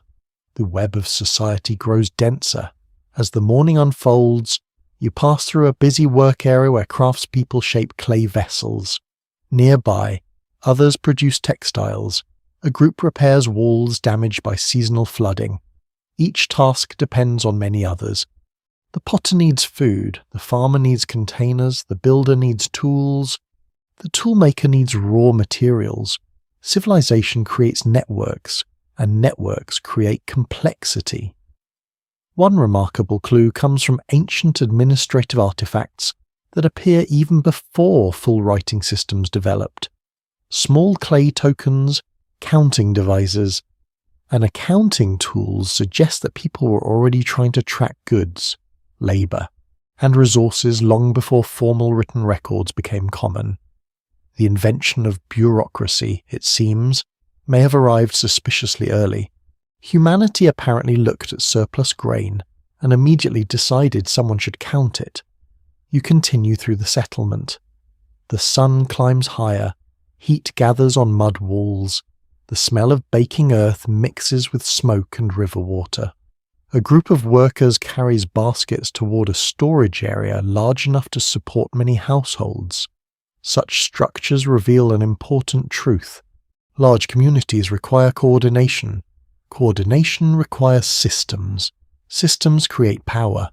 Power leaves traces, and traces are what survive. This helps explain one of the great distortions in ancient history. The archaeological record becomes increasingly rich in evidence from organized societies. Cities leave walls, temples leave foundations, administrations leave records, monuments leave inscriptions. Meanwhile, smaller communities often remain harder to see. The matter is far from settled regarding why some regions developed cities, while others continued thriving through different forms of social organization. Environmental factors mattered, trade mattered, population density mattered, belief systems mattered, geography mattered, and perhaps just as importantly, people made choices. Not every successful society aimed to build cities. Not every prosperous community sought centralized authority. Some remained mobile. Some favored smaller settlements. Some developed alternative social structures that worked perfectly well for their circumstances. This is one reason the phrase birth of civilization can be slightly misleading. It suggests a single beginning, a single destination, a single definition of success. History rarely behaves so neatly. Beyond the settlement, the river curves through a fertile landscape. Boats move along its surface carrying goods and people.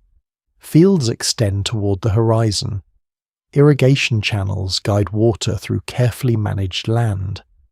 Excavations across multiple regions reveal that water management became increasingly important in many early civilizations. Controlling, directing, and distributing water could support larger populations and more intensive agriculture. Water creates opportunity. It also creates responsibility and arguments, probably many arguments. You can easily imagine two farmers standing beside a canal 5,000 years ago, discussing whose field should receive water first. Some human experiences prove remarkably durable. The afternoon grows warm. You rest beneath a shaded structure overlooking the settlement. From here, patterns become visible. People move along familiar routes, resources flow through organized spaces, labor becomes coordinated on a larger scale. The community operates almost like a living organism, yet beneath the visible order remain countless invisible stories. The mother preparing food, the child learning a craft, the laborer carrying heavy loads, the elderly person sharing memories, the traveller arriving from another settlement. These individuals still risk disappearing into the gap. Civilization creates more evidence. It does not preserve everyone equally. Buried within the evidence is a fascinating detail. At some ancient sites, archaeologists find signs of long-distance connections long before modern transportation. Shells, stones, pigments, and crafted objects sometimes travelled hundreds of miles from their places of origin. The world was already connected. Not globally in the modern sense, but connected enough that ideas, goods, technologies, and stories could move surprisingly far.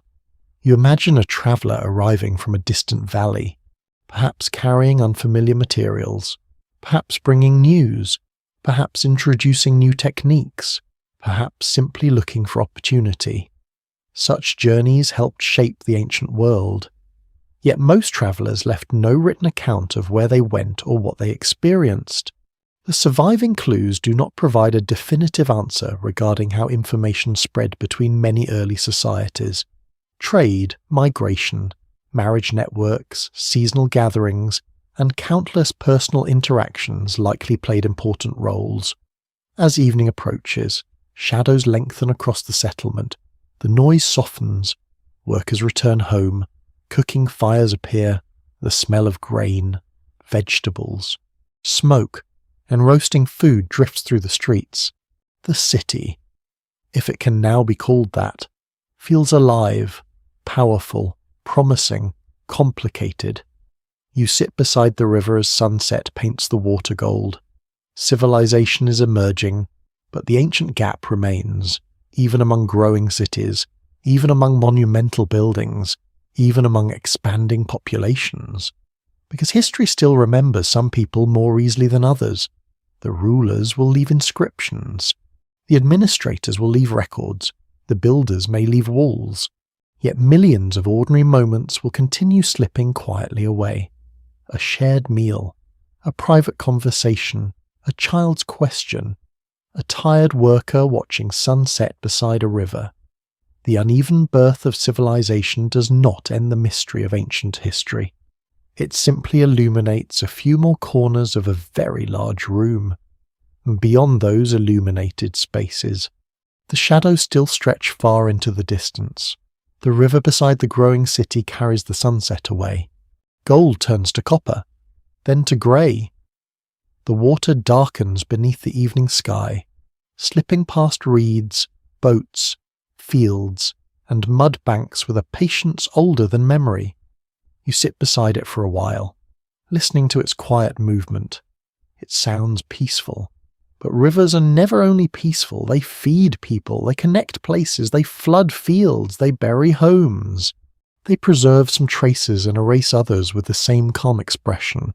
In the long story of ancient history, rivers are both witnesses and thieves by dawn. You're walking along a wide river plain where mist rests low over the water. Birds move through reeds, frogs call from hidden pools, the mud is cool beneath your feet, soft enough to hold impressions for a moment before water smooths them away. Ahead, farmers are already working. They move slowly through damp fields, guiding water into channels. The air smells of wet earth, plants, smoke, and river silt. A boat slides past with almost no sound, carrying baskets and clay jars toward a settlement downstream. Several lines of evidence indicate that major early civilizations often developed near river systems, where water, fertile soil, transportation, fish, reeds, and seasonal flooding supported dense communities. The Nile, the Tigris and Euphrates, the Indus, the Yellow River. These names still echo through history. But the rivers themselves carried many older stories before writing ever appeared. You follow the bank where reeds brush against your legs. A child crouches near the water, pressing fingers into mud. An adult calls softly, and the child stands. The prints remain for a while, then blur as water seeps into them. That is how rivers treat memory. Sometimes they keep it, sometimes they take it. A small detail helps illuminate this strange balance. Floodplains can preserve ancient settlements beneath layers of silt, sealing objects away from air and later disturbance. But the same floods can also destroy buildings, scatter remains, and move evidence far from where it began. So the river is not simply a record keeper, it is an editor, and not always a gentle one. You walk toward a settlement built on slightly higher ground. People here understand the river intimately. They know its moods. They know when it rises. They know where banks collapse. They know which channels carry fish and which mud is good for building. They know that too little water brings hunger and too much brings disaster. The river is not scenery. It is the center of the world in modern life. Many people turn a tap and expect water to appear with admirable obedience. In this ancient place, water must be watched, guided, respected, and sometimes feared. You see workers repairing a canal wall. Their feet sink into mud.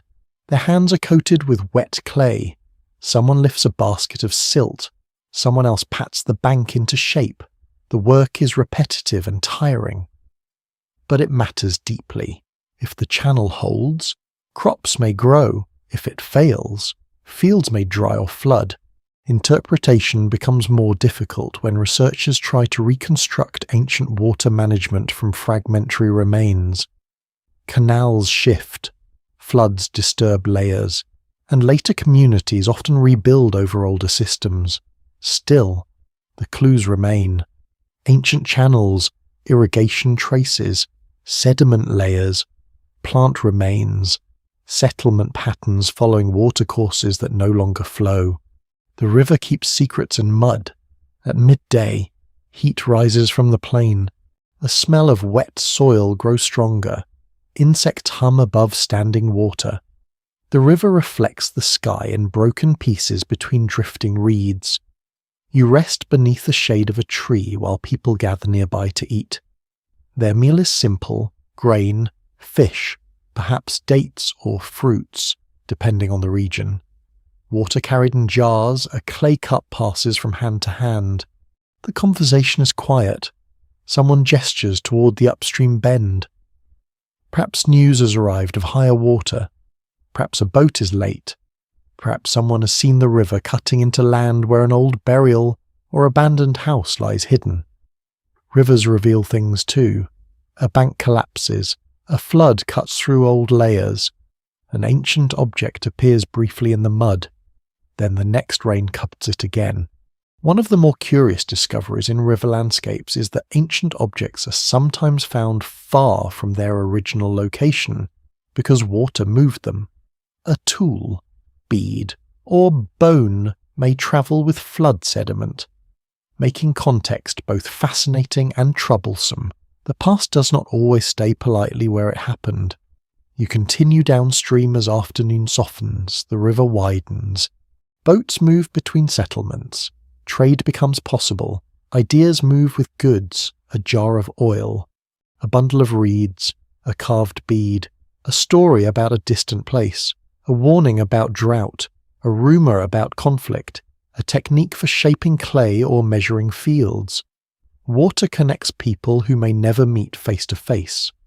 The river carries more than boats. It carries change. Findings from ancient river valleys suggest that transportation by water helped support exchange networks long before roads became dominant. Heavy goods could move more easily by boat than across land, especially in regions where rivers linked farms, towns, and larger centres. You watch a boatman guide his vessel with a long pole. The wood creaks softly. Water taps against the hull. A child sits among baskets, half asleep in the warm afternoon. The boat drifts past fields, reeds, mud walls, and distant smoke. No written account will describe this journey. No official inscription will mention that the child was tired, that the boatman had sore shoulders, or that the river smelled strongly of silt after last week's rain. Yet these small journeys built the ancient world as surely as kings did. Even more surely, perhaps, because rivers made daily connection possible. As evening nears, the sky changes, clouds gather upstream. The air grows heavy, people look toward the horizon. No panic, only attention. They know the river may rise.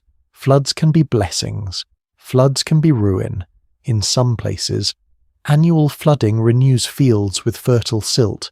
In others, unpredictable floods destroy homes and crops. The same water that feeds life can carry away everything familiar. No single explanation can capture how ancient communities responded to river change. Some built embankments, some moved settlements, some developed rituals around water, some created administrative systems to manage labour and land. And still, uncertainty remained. The river never signed a contract. Night falls slowly. The first stars appear above the water. Fires glow along the bank. Frogs call louder now. Mosquitoes drift in small clouds, doing their ancient duty of annoying everyone equally. You sit beside the river again, listening. Beneath the surface, silt moves. Beneath the silt, older worlds sleep. Buried fields, collapsed walls, forgotten docks, broken pots, footprints sealed by mud. Perhaps even entire settlements now hidden below layers of floodplain earth. Some will be found, many will not. And beyond the river mouth, where fresh water meets the sea. Other secrets lie deeper still. Ancient coastlines swallowed by rising water. Camps now beneath waves. Paths no longer walkable. Memories drowned so slowly that no single generation may have fully understood what was being lost. The river reflects the moon. It looks calm now, almost innocent. But you know better. It has carried food. Fear, stories, trade, silt, bones, seeds, boats, and time itself. It has preserved enough to let history begin speaking, and erased enough to keep the ancient gap alive.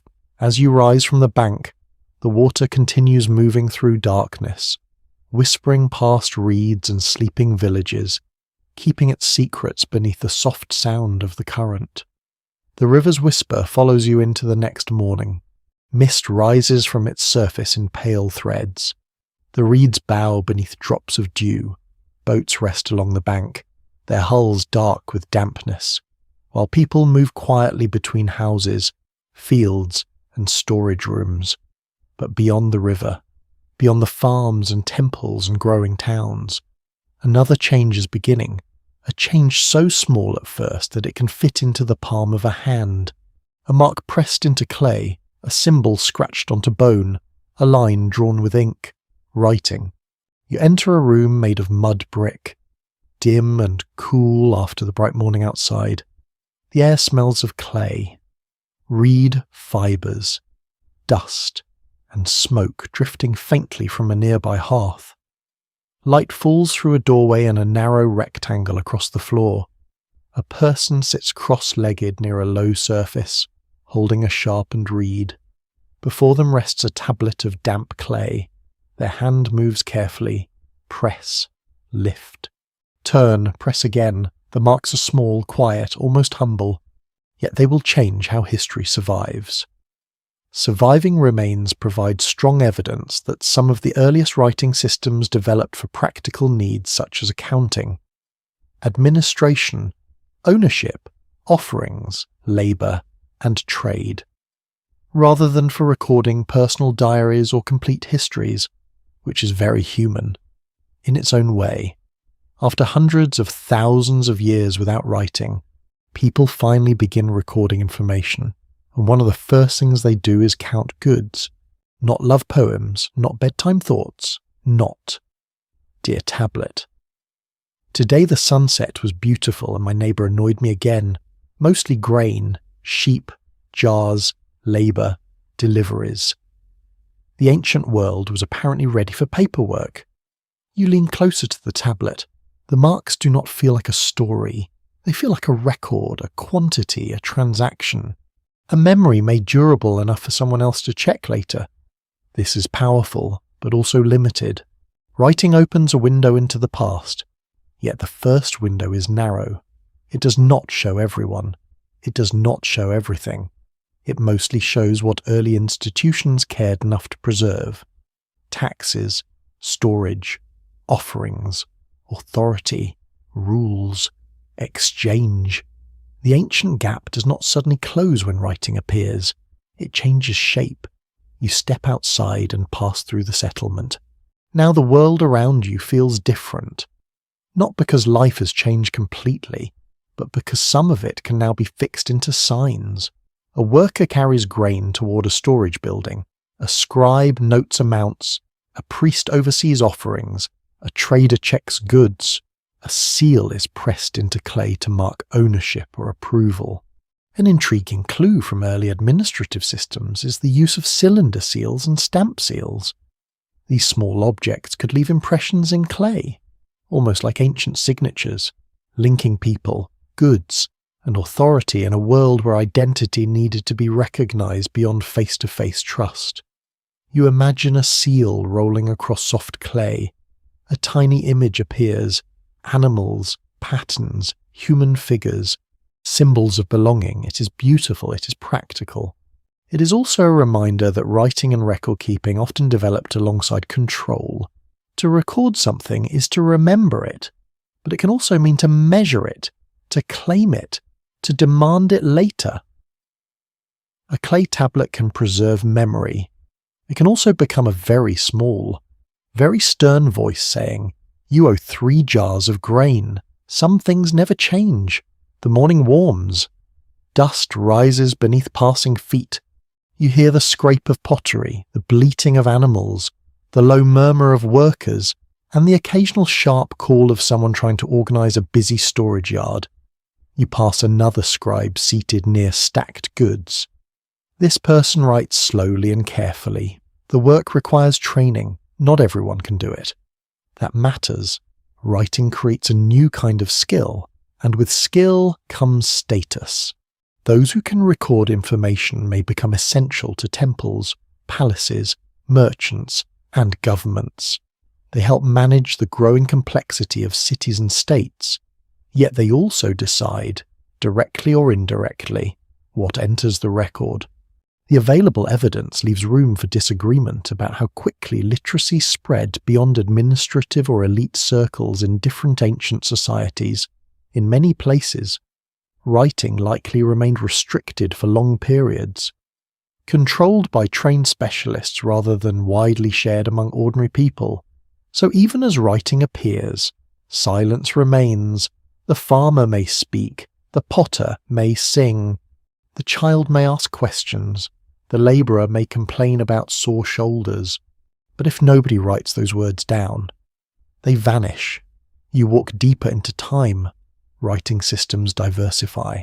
Clay tablets in Mesopotamia, hieroglyphs and hieratic scripts in Egypt, early writing in the Indus world, still not fully understood, oracle bone inscriptions in ancient China, Mesoamerican writing systems developing across the ocean in their own historical worlds.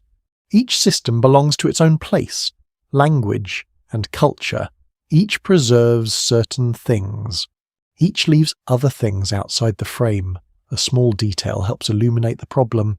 Many early documents that survive are durable because they were written on clay, stone, bone, or other materials that can endure under certain conditions.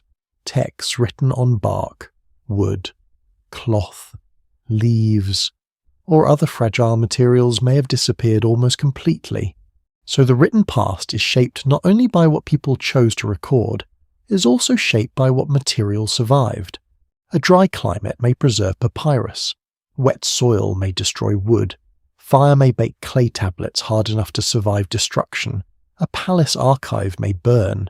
And ironically, the disaster may help preserve the records. History has a strange sense of humour.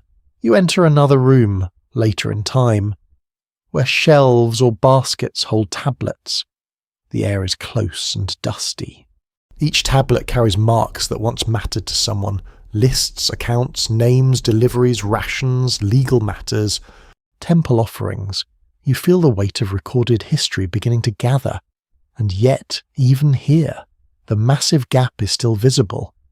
What did a tired worker think while receiving a ration? What did a mother whisper to a child in the doorway? What did a young scribe feel when making mistakes during training? What jokes passed between people carrying clay jars in the heat? Those are harder to find. Researchers caution against assuming that written records reflect all of society equally. Official documents often reveal the concerns of institutions more clearly than the full emotional lives of the people who lived under them. This is why writing arrives too late. Too late to record the hundreds of thousands of years before it. Too narrow to capture all human experience once it begins. Too dependent on power, materials, accidents, and preservation. As afternoon fades, you stand near the edge of the city, holding in your imagination a small clay tablet still damp from the scribe's hand. It is a miracle, and it is incomplete. For the first time, human thoughts and records can travel beyond the breath that spoke them. But the tablet does not remember the whole world. It remembers what someone needed counted, what someone needed proven, what someone with authority decided mattered. The sun lowers over the river plain. Shadows lengthen across mud brick walls. A scribe sets tablets aside to dry. Nearby, workers carry the last goods of the day into storage. The river continues moving beyond the city, carrying older secrets toward the sea. You realize that writing did not end the silence of ancient history. It only placed small lamps within it, precious lamps, fragile lamps, lamps that show names, numbers, rules, prayers, and power. But beyond their glow, countless lives still continue in the dark, rich and real, mostly unrecorded, waiting for archaeology, imagination, and humility to meet them halfway. The clay tablets dry in the fading light, and the city grows quiet around them. Beyond the storage rooms, beyond the scribes and counting marks, the evening spreads across walls, courtyards, alleys, temples, and houses. Cooking smoke rises into the cooling air. Animals settle. Children are called indoors. Somewhere. A door closes softly. Somewhere else. A worker sits down at last, probably with the ancient expression of someone whose back has had enough history for one day. You move onward through the city as lamps begin to glow. The written world has arrived, but it does not belong equally to everyone. Its light shines brightest on palaces, temples, officials, land, offerings, labour, and rulers. It reaches ordinary people only in fragments, and often only when they become useful to someone else's record. Ahead, a temple rises above the settlement. Its walls catch the last colour of sunset. Steps lead upward. Priests, workers, attendants, and visitors pass through its outer spaces. The air smells of incense, oil, warm stone, animals, dust, and food prepared for offerings. Material remains indicate that temples and palaces in many early civilizations were not only religious or royal spaces, they could also function as economic centers, storing goods, organizing labor, managing land, and preserving records. Power gathered here, not always in one simple form. Spiritual power, political power, economic power, social influence. The building itself seems to pull life toward it. You enter a courtyard where workers carry baskets of grain. A scribe records deliveries. Someone checks jars of oil. Another person prepares offerings. The day is ending. But administration, like dust, has a remarkable ability to appear everywhere.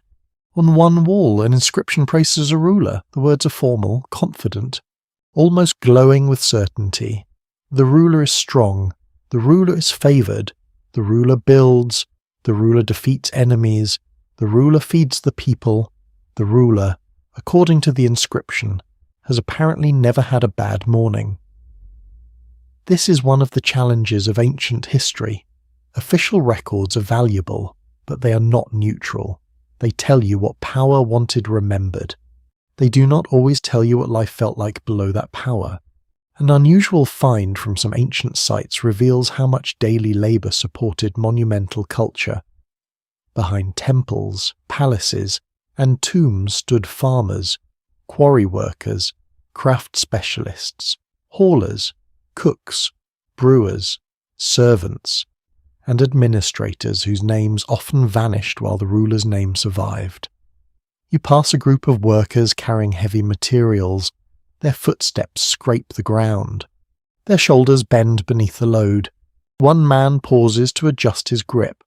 Another smiles tiredly at something whispered nearby.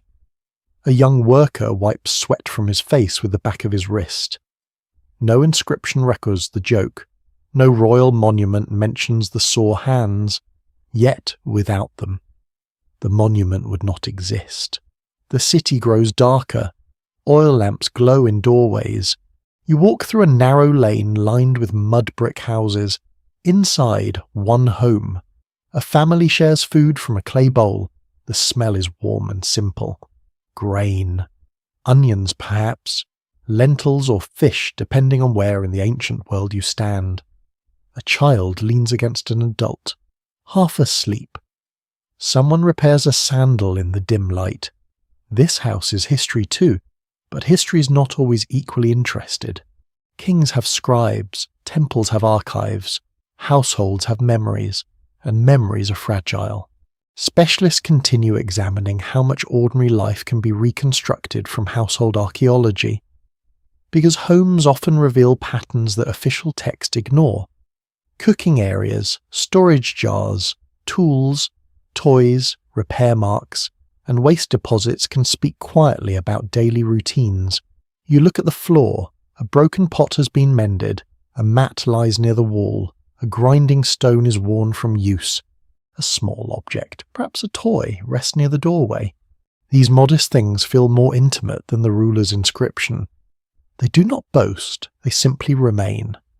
The available evidence leaves room for more than one reading when we try to understand ordinary households.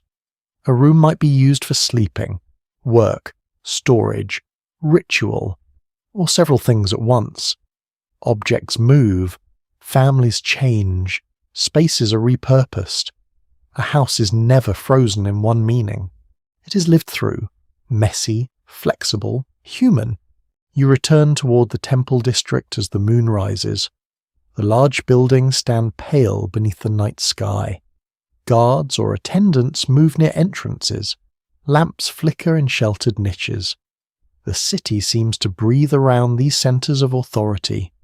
Inside administrative spaces, texts accumulate. Lists of workers, rations, land grants, offerings, legal decisions, taxes. These documents are extraordinary gifts to modern historians. They provide names, dates, quantities, offices, and institutions.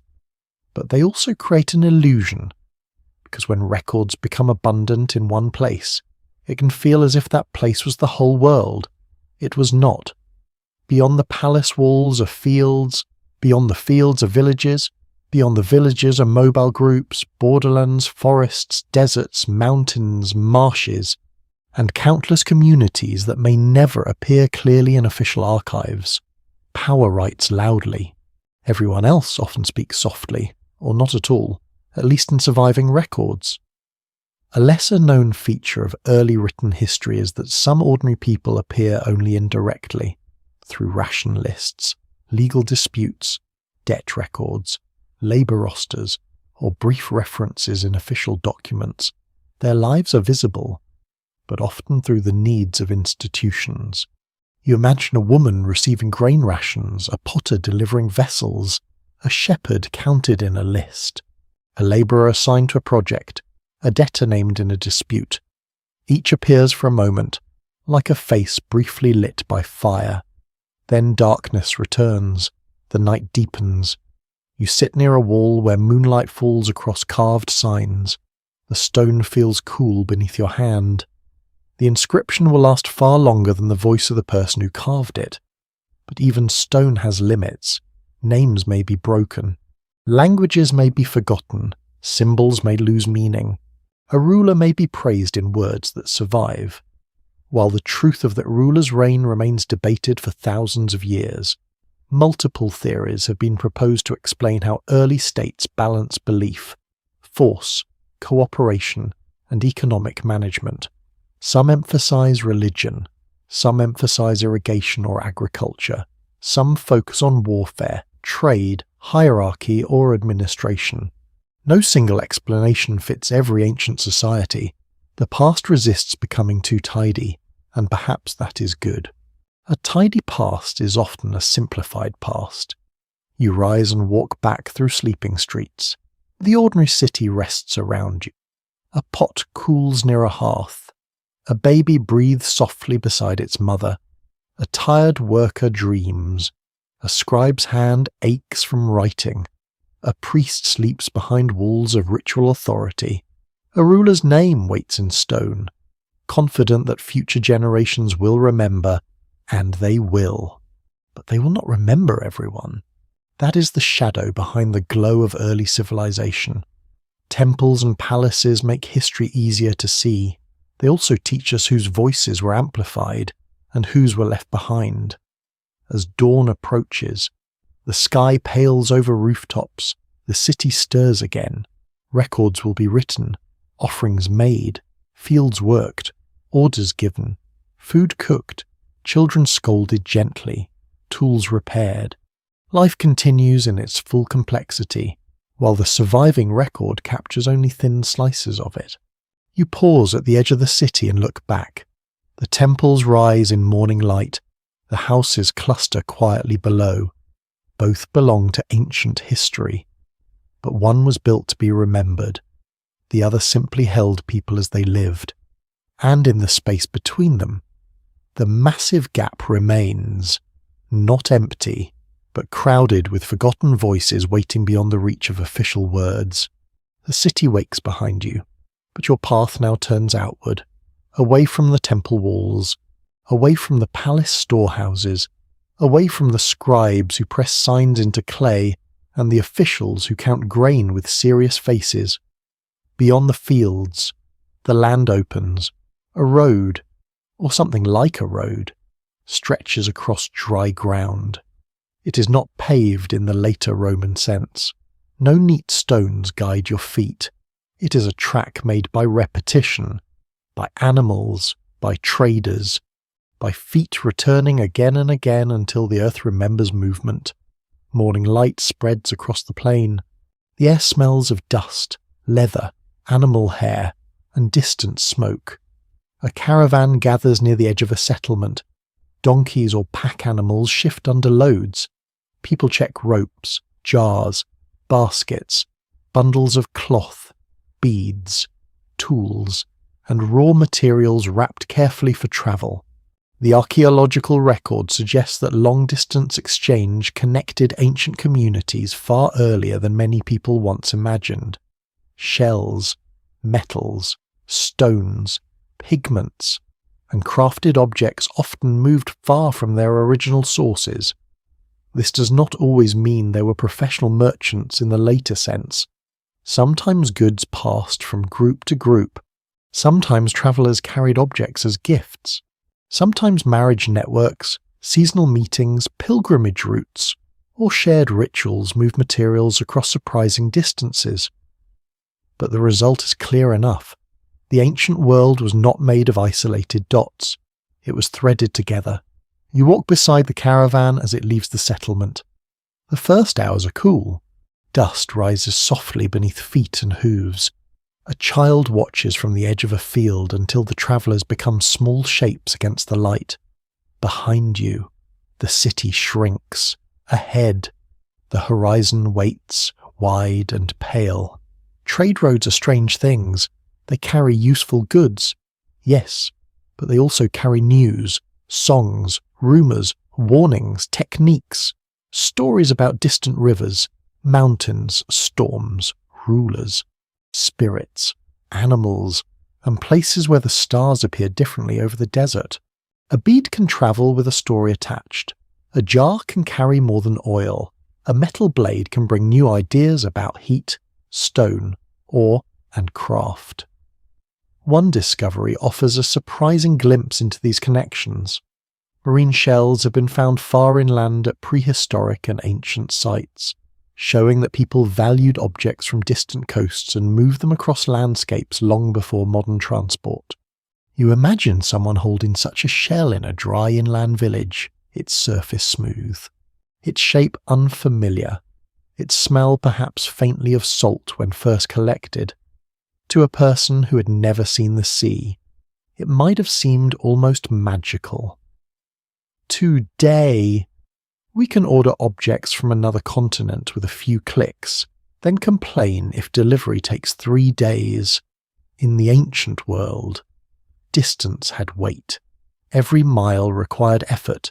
Every exchange carried risk. The caravan continues. By midday, heat gathers across the land. The smell of dust grows stronger. Water is rationed carefully. People walk with cloth or skins protecting them from the sun. Conversation becomes quieter. Even jokes grow shorter. Because heat has a way of editing everyone's personality. You pass a place where 2 routes meet. There is no signpost, no helpful arrow saying, copper this way, salt that way. Instead, knowledge lives in memory.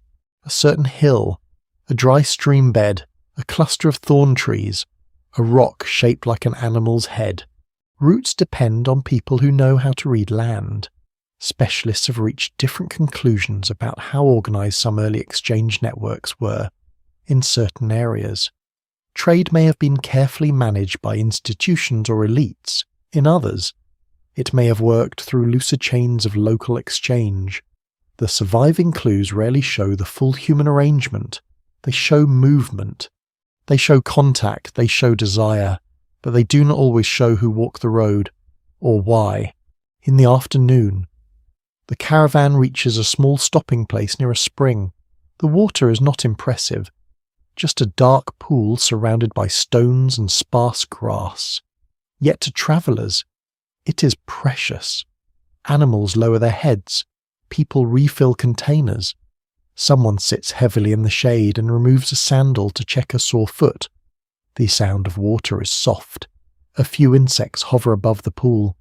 The air smells of wet stone, sweat, dust, and dry shrubs warmed by sun. Nearby, you notice old traces of previous travellers, ash from fires, broken pottery, animal dung, discarded flakes from tool repair. These stopping places may have gathered stories for centuries. People from different regions met here, not always peacefully, not always formally, but enough for words, gestures, objects, and ideas to pass between worlds. Among the surviving traces is a fascinating pattern. Certain materials, such as obsidian, can sometimes be traced to specific geological sources. By studying where obsidian artifacts are found, researchers can map ancient movement and exchange across wide areas. A small black blade, glossy as frozen night, may reveal a journey longer than anyone expected.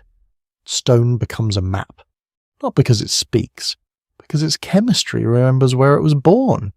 Even so, the human story remains partly hidden. Was the obsidian traded directly, passed through many hands, carried by migrants, given as a gift, taken as tribute? The evidence can suggest roots, but not always relationships. Even trade has shadows. As evening falls, the travellers light a small fire. The flame bends in the wind. Sparks rise briefly, then vanish. Food is shared. Animals rest nearby. Someone hums a low tune. Another traveller speaks of a city beyond the next mountains, where walls rise high and the market smells of spices, smoke, fish, and hot bread. You listen. The story may be exaggerated. Travel stories often are. A hill becomes a mountain. A difficult river becomes a monster. A rude gatekeeper becomes the worst person in 3 kingdoms. But exaggeration itself carries meaning. It tells listeners what people feared, admired, mocked, or remembered. Before maps were common, stories helped shape geography in the mind. The night grows colder. Stars appear in enormous numbers. The trade road seems to disappear into darkness, yet everyone knows it continues. Tomorrow, the group will move again, across dry plains, through passes, along rivers, toward another settlement where their goods will be examined, weighed, admired, questioned, and perhaps complained about by someone who thinks the price is too high. Some things truly are ancient. The next day, the land changes. Rocky hills rise, the path narrows, wind whistles between stone outcrops. The animals step carefully, far below. A dry valley cuts through the earth like an old scar. You begin to understand why trade could reshape societies. Distant goods were not merely objects, they were signs of connection. A rare stone might show status. A shell might become an ornament. Metal might transform tools and weapons. Pigment might become part of ritual or art. A foreign style might inspire local makers. Ideas rarely travel alone. They cling to things, to people, to songs, to memories. Several competing theories attempt to explain how technological innovations spread across ancient regions. Sometimes people migrated. Sometimes objects moved without people moving far. Sometimes local craftspeople adopted and adapted foreign ideas after contact. The story changes from place to place. No single road explains everything. As sunset spreads across the hills, you look back along the route. The city is far behind now. The temple records may preserve goods received, payments made, or names of officials, but they will not preserve the feeling of dust inside a traveller's mouth. They will not remember the sore feet, the nervous crossing of a dry pass, the relief at finding water, or the quiet pride of reaching a distant market alive. Ancient trade widened the world. It also widened the gap between what happened and what survived. The objects endure, the journeys blur, the bead remains. The hand that carried it disappears. The road continues into twilight, pale beneath the rising moon, and as you walk beside the caravan, listening to bells, footsteps, and the soft creak of loaded packs, you sense the ancient world becoming larger, more connected, and still deeply mysterious, stitched together by roads whose travellers mostly vanished into dust. The trade road disappears behind a curtain of years. The travellers are gone. The pack animals are gone.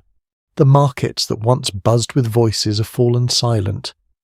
Time moves forward again, carrying you toward one of the most haunting landscapes in all of history, a ruined city. Morning arrives beneath a pale sky. Cool wind drifts through empty streets. Dust gathers in corners where people once walked every day. Grass pushes through cracks in old stone. Birds perch on broken walls and call into the silence. At first, the city appears asleep. Then you realize it is something far stranger. It has been asleep for centuries. You walk slowly between abandoned buildings. The air smells of dry earth, weathered stone, and distant rain. Your footsteps echo faintly. There are no merchants opening stalls, no children racing through alleys, no smoke rising from rooftops, only absence and questions. Across the ancient world, cities, kingdoms, an entire society sometimes declined or disappeared. Some collapsed gradually over generations. Others experienced periods of disruption that seem surprisingly rapid in the archaeological record. The word collapse sounds dramatic. It suggests a single terrible moment, a sudden catastrophe, a final day. History is usually less theatrical. A city may shrink before it vanishes, trade may weaken, harvests may fail repeatedly, political systems may lose stability, people may leave one family at a time. The end often arrives quietly.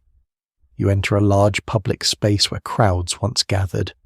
The paving stones remain, the buildings remain, yet something essential is missing. People. A strange feeling settles over you.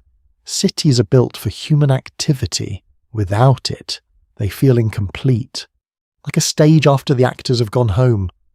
A breeze moves through an open doorway. Loose sands shift across the floor. Sunlight spills through a broken roof. The silence feels almost physical. Near the centre of the ruined district, a fragment recovered during excavation hints at a larger mystery. A storage room that once held goods. A workshop suddenly abandoned, tools left behind, objects never retrieved. These clues suggest that at least some ancient communities experienced disruptions that interrupted ordinary routines. Yet even here, certainty remains elusive. You kneel beside a collapsed wall. The stones are warm from sunlight. Lizards dart between cracks. Above you, clouds drift slowly across the sky. Why was this place abandoned? No one has yet managed to answer that question completely. Several possibilities emerge: climate stress, political instability, conflict, disease, economic decline, environmental change, migration, or perhaps several of these working together. The mystery deepens because different cities tell different stories. There is no universal explanation. One settlement may suffer prolonged drought, another may lose access to trade routes, a third may experience internal political struggles, a fourth may slowly fade as opportunities appear elsewhere. History rarely offers a single villain. You continue deeper into the city. A wide avenue stretches ahead. Plants grow where carts once rolled. The buildings become grander here, administrative centres, religious structures, public monuments. Their walls still stand, though weathered by centuries. One thing that becomes increasingly clear is that even powerful civilizations could be surprisingly vulnerable. Strength did not guarantee permanence, population did not guarantee survival, wealth did not guarantee stability. Every society depended on networks, food networks, trade networks, political networks, environmental networks. When enough strain accumulated, those systems could weaken. A detail buried beneath centuries of soil shows this beautifully. At some archaeological sites, layers reveal long periods of gradual change before abandonment. Fewer imported goods appear, construction slows, maintenance declines, population patterns shift. The city does not suddenly fall, it slowly exhales. You pause beside an empty courtyard. Weeds sway gently in the wind, somewhere above. A bird lands on a broken column, its claws scrape softly against stone. You imagine the courtyard centuries earlier, people talking, vendors calling out prices, children chasing one another, visitors arriving from distant regions, musicians performing, arguments unfolding, life filling every corner. Now, all of that survives only indirectly, in pottery fragments, building foundations, discarded objects, scattered inscriptions. The people themselves remain mostly invisible. Modern movies often portray collapse as a dramatic final scene. Fire, chaos, crowds running through streets. Reality is often slower, and somehow, that makes it more unsettling. Imagine watching your city become a little smaller every year. A few families leave, then more, a market closes, a canal falls into disrepair, fields produce less food, buildings are no longer maintained, nothing spectacular happens. Yet eventually, the city becomes a memory. As afternoon light brightens the ruins, you climb a structure overlooking the surrounding landscape. From here, the view stretches for miles, fields, hills, dry riverbeds, distant settlements. The geography remains, the civilization does not. Researchers are still piecing together what happened at many ancient sites, because physical evidence often tells only part of the story. A drought may leave environmental clues, political conflict may leave traces of destruction, economic decline may appear in trade patterns, yet connecting every piece remains difficult. The surviving clues tell an incomplete story. You descend into another district. A house stands partially preserved. Inside, you find remnants of ordinary life. Cooking vessels, storage jars, simple tools, nothing spectacular, nothing designed for immortality. And yet these objects feel deeply moving, because they belong to people who did not know they were living near the end of something. A mother preparing food, a craft worker finishing a task, a child playing near the doorway, an elderly person sitting in afternoon shade. None of them knew future generations would walk through their abandoned homes asking questions. The sun begins sinking lower. Golden light spills across the ruins. Long shadows stretch between walls. The city seems softer now, less mysterious, more human. Perhaps that is the real lesson. Collapse is not just about civilizations, it is about people. People adapting, leaving, staying, trying to make sense of change, trying to protect families, trying to preserve routines, trying to continue ordinary life while larger systems shift around them. The evening air cools. A faint scent of dry grass drifts through the streets. You sit beside a crumbling wall and watch the sky change colour. Orange, rose, purple, grey. The city becomes quieter still, though in truth it has been quiet for centuries. The unanswered questions remain. Why exactly did this place decline? Why did people leave? What final decisions were made here? What conversations took place during the last years? Who was the final family to close a door? who was the last child to run through these streets, who watched the final sunset before moving away. The ruins do not answer, they simply remain. Stone, dust, wind, memory. As darkness settles over the abandoned city, you begin to understand why collapse fascinates us so deeply, not because civilizations end, everything ends eventually, but because collapse reminds us how much can disappear while still leaving traces behind. Enough evidence to glimpse the story, not enough to complete it, and in that incomplete story, the great gap of ancient history opens once more, filled with silence, mystery, and the echoes of countless lives that slipped beyond the reach of certainty. The abandoned city fades into darkness behind you. Its broken walls disappear beneath moonlight. The empty streets grow quiet once more.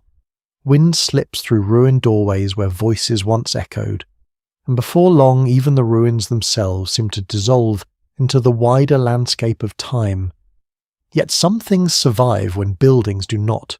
Stories, not perfectly, not unchanged, but stories endure in ways stone sometimes cannot. The night sky stretches above you, crowded with stars. A fire burns nearby.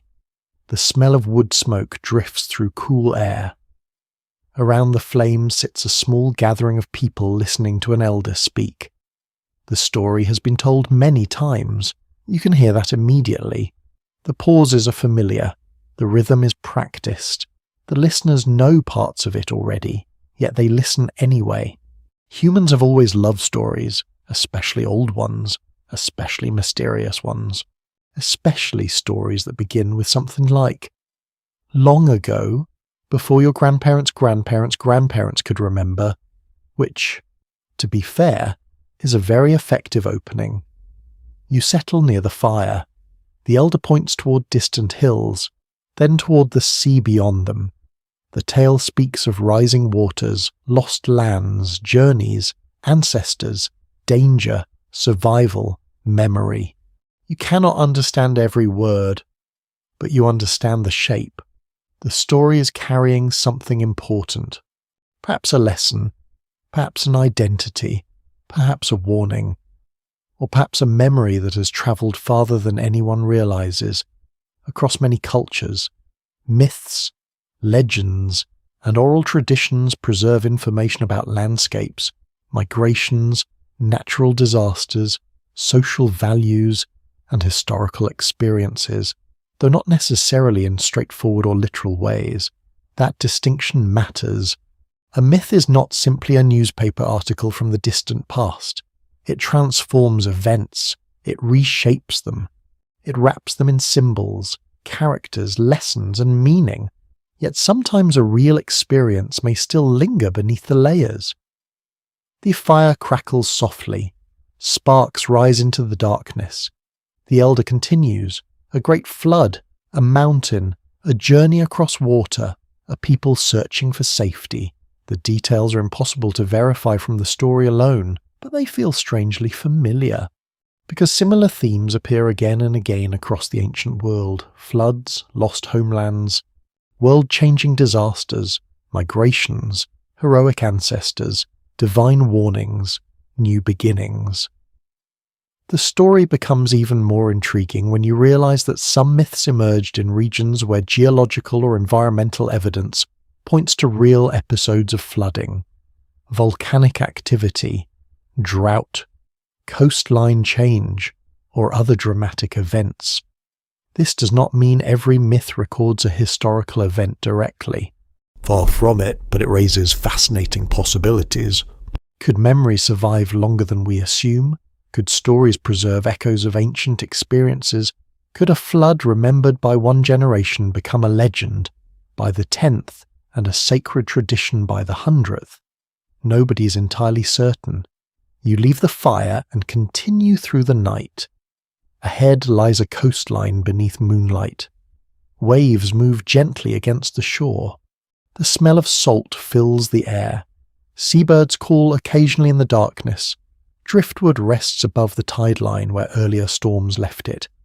You imagine communities living here thousands of years ago, fishing, gathering shellfish, watching tides, teaching children where the safe paths lay. Then the sea rises, not suddenly, not like a giant wave from a disaster film, slowly, year after year, generation after generation. The shoreline retreats, familiar places disappear, a hunting ground becomes a marsh becomes open water, a camp vanishes beneath the sea. At first, people adjust, then adjust again. Eventually, entire landscapes are gone. Would they remember? Almost certainly. Would they tell stories? Very likely. Would those stories change over centuries without question? A fragment recovered from ancient oral traditions in various regions suggests that some communities may have preserved surprisingly old environmental memories. Although establishing exact ages for such traditions remains extremely challenging, the difficulty is obvious. Stories travel through people reinterpret stories, details shift, meanings expand, lessons become attached, characters evolve, and yet something may remain. A core, a memory, a shadow of an event. You sit beside the shoreline as dawn begins to approach. The eastern sky lightens. Waves roll inward and outward with patient rhythm. The sound feels timeless, perhaps because it is. Long before writing, long before cities, long before kings. Humans sat beside shorelines listening to similar sounds, and they told stories. The same pattern appears inland, across mountains, across forests, across deserts. You find yourself in a valley where another tale is being shared. This one speaks of ancestors crossing difficult terrain, dangerous animals, sacred places, unexpected guidance. At first, it sounds entirely mythical. Then you notice familiar geographical details hidden within it. A river crossing, a mountain pass, a seasonal route. The boundary between myth and memory becomes difficult to see. Some evidence points one way, while other clues suggest something different. Perhaps the story records a migration. Perhaps it records many migrations blended together. Perhaps it serves primarily as a cultural teaching tool. Perhaps all three. The possibilities overlap. That overlap is part of what makes ancient history so fascinating. The farther back you go, the more often memory wears symbolic clothing. A mountain becomes a sacred mountain. A leader becomes a hero. A migration becomes a legendary journey. A flood becomes a world-ending event. The emotional truth may survive even when the details transform. By midday, you arrive near a settlement where people are preparing for a ceremony. Songs drift through the air. The smell of cooking food rises from several fires. Children move between groups while adults prepare decorations, offerings, or ritual objects. The community is not preserving history in the modern sense. No one is writing footnotes. No one is citing sources. No one is arguing about archaeological methodology over dinner. Instead, memory lives through participation, through repetition, through storytelling, through ritual. One overlooked piece of evidence suggests that oral traditions can serve many functions simultaneously. They may preserve social rules, explain landscapes, reinforce identity, teach survival knowledge, and connect communities to ancestors all at once. The story does not need to be historically perfect to be culturally powerful. That is an important distinction. Modern audiences sometimes ask whether a myth is true or false. Ancient communities often asked a different question. What does the story mean? What does it teach? How does it connect us to one another? The afternoon passes gently. The ceremony continues. Voices rise and fall.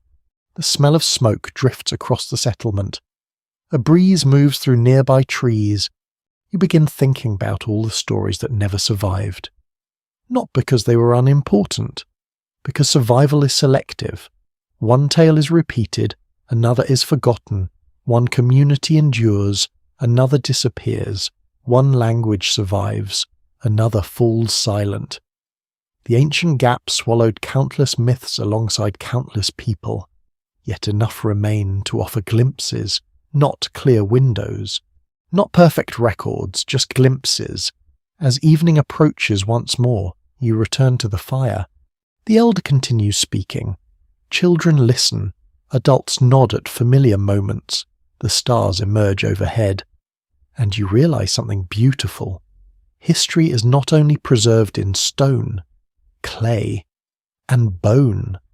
Sometimes it survives in a voice, in a story told beside a fire, in a memory transformed by generations, in a myth that carries fragments of an older world beneath its symbolic surface.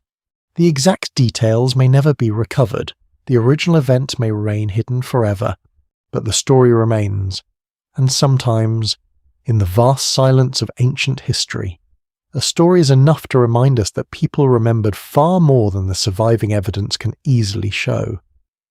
The last firelit story fades behind you, but its rhythm stays in your mind. A voice, a pause, a gesture toward the hills, a memory carried through generations. Then the scene changes again. The ancient storytellers vanish into darkness, and you find yourself standing in the cool light of a modern morning at the edge of an excavation. The ground has been carefully opened. Squares are marked with string, tools rest beside shallow trenches, brushes, measuring tapes, notebooks, cameras, sample bags, and trays wait in quiet order. The air smells of dust, grass, sunscreen, and damp soil recently exposed after sleeping for thousands of years. Here, the journey through ancient history becomes more careful, less like walking through memory, more like listening to fragments. Archaeology is patient work. It does not simply dig up objects and declare victory. At least, good archaeology does not. It asks where something was found. How deep? Beside what? Above what? Below what? In what kind of soil? With what signs of burning, cutting? Breaking, use, repair, movement, or decay. Looking across multiple sites, a common pattern emerges. Archaeology can reveal remarkable details about ancient diets, tools, buildings, migrations, environments, and technologies. But it cannot recover every thought, word, relationship, or meaning behind the surviving objects. That is the heart of this section, what archaeology can say, and what it cannot. You kneel beside an excavator working slowly with a trowel. The metal edge scrapes softly across soil. A small bone fragment appears. No one grabs it dramatically. No music swells. No one whispers. At last, the secret of all history instead. The excavator pauses, brushes gently, records its position, and calls another team member to examine it. The process is slow because context is everything. Remove an object carelessly, and you may save the thing while destroying part of its story. A bone alone is useful, a bone in place. With its layer, surrounding objects and marks intact is far more useful. Near the trench, trays hold pottery fragments. Some are plain, some have faint decoration. Some are so small that a casual visitor might mistake them for broken bits of nothing. And yet, pottery is one of archaeology's great storytellers. It can reveal cooking, storage, trade, taste, technology, and chronology. One small object tells a much larger story when a shard of pottery shows traces of food residue. Chemical analysis can sometimes identify oils, fats, plants, or dairy products, giving researchers hints about ancient meals long after the meal itself disappeared. A meal vanishes, a molecule remains. History is odd like that. You imagine someone stirring a pot beside a hearth, steam rising, smoke irritating the eyes, children asking whether the food is ready, someone saying not yet. With the ancient exhaustion of every cook in every century, thousands of years later, the person is gone, the pot is broken, the smell is gone, but a trace may remain in the ceramic wall. enough for science to whisper, something like this was cooked here. Not the whole dinner, not the conversation, but something. Across the excavation, another team studies soil samples. They search for seeds, charcoal, pollen, phytoliths, and microscopic remains. These tiny clues can reconstruct ancient environments. They may show what plants grew nearby, what people ate, what wood they burned, and how landscapes changed. The physical traces left behind suggest that even the smallest remains can matter enormously. A seed no larger than a speck can speak about farming. Charcoal can help date a hearth, pollen can hint at climate. A parasite egg can reveal hygiene, diet, or disease. The past is sometimes hidden at a scale so small that the human eye needs help to notice it. Still, caution follows every discovery. A seed in a layer might have arrived through human activity, or wind, or water, or animal disturbance. A bone might belong to a meal, or a ritual deposit, or a later intrusion. A tool might have been used, reused, lost, traded, or moved long after its original purpose ended. This is where certainty begins to fade. Good interpretation requires humility. Not everything can be known. Not every object has one meaning. Not every pattern is intentional. The earth is full of accidents, and history has many of them. You walk toward a shaded tent where maps and diagrams lie on a table. The site is drawn in lines, numbers, and symbols, hearths, walls, post holes, burials, pits, work areas. Everything is recorded. The map turns Earth into evidence. But even the best map is not the living place itself. It cannot restore the warmth of a body sleeping near a wall. It cannot bring back the smell of fresh bread, damp wool, crushed herbs, or smoke in hair. It cannot tell you whether a person loved this place or longed to leave. Among the most revealing finds are objects that show wear from repeated use.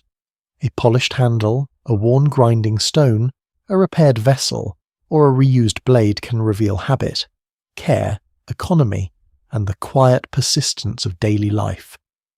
Repair is especially touching. A repaired pot says someone valued it. A patched tool says replacement was not always easy. A worn threshold says feet crossed it many times. These are gentle traces of human attachment, but they remain incomplete. You can see that someone repaired a pot. You cannot always know whether they were patient, annoyed, poor, sentimental, or simply practical. Perhaps all of those at once. Humans usually are. The afternoon grows warm, dust clings to your shoes, a breeze lifts the edges of papers on the table, somewhere nearby. A bird sings from a fence post, completely unconcerned with stratigraphy. You sit quietly while the team discusses possibilities. One person suggests a storage area. Another sees evidence for craft production. Another wonders whether a certain feature might relate to ritual activity. Nobody is certain. They compare data. They ask for more samples. They avoid forcing the past into a neat story too quickly. That caution is not weakness. It is respect. The ancient world deserves careful listening, not loud certainty where only fragments survive. As the sun lowers, shadows fill the trenches. The exposed earth glows golden at the edges. You look down at the layers. Each layer represents time, occupation, abandonment, flood, fire, repair, return, change. A site is not one moment. It is many moments pressed together, like memories buried under one another. Archaeology can separate some of them, but not all. It can reveal that people lived here, what they ate, what tools they used, how houses stood, where fires burned, what trade goods arrived, how the environment changed, sometimes even where someone walked. But it cannot always tell the final reason behind a choice, why this object was placed there, why that house was abandoned, why that child was buried with those beads, why one tradition continued and another ended. Beyond this point, interpretation becomes more cautious, and that is where imagination must be disciplined. You may imagine the ancient people, you should imagine them, but gently, without pretending guesses are facts. Evening settles over the excavation. Tools are cleaned, finds are labelled, trenches are covered, the site grows quiet. Tomorrow, work will continue, more soil will be removed, more clues may appear, more questions will probably appear too. Because archaeology is generous that way. You stand at the edge of the trench and feel the strange balance of it all. The past is not lost completely, nor is it fully recoverable. It rests somewhere between evidence and silence, between science and wonder, between what can be measured and what can only be approached with care. And as the first stars appear above the excavation, you realize that archaeology does not close the massive gap in ancient history. It teaches us how to stand at its edge, patiently, humbly, listening for the faintest sound beneath the soil. The fire from the shelter fades into the final night of your journey. For a while, there is only darkness, soft breathing, and the memory of rain on the roof. Then the scene opens once more beneath an ancient sky. You stand on a quiet rise overlooking a landscape before written history has fully arrived. The world below is wide and dim. A river curves through the valley, reflecting moonlight in thin silver lines. Trees gather along the banks. Smoke rises from a small camp near the water. Farther away, another fire glows faintly at the edge of the plain, so small it could be mistaken for a fallen star.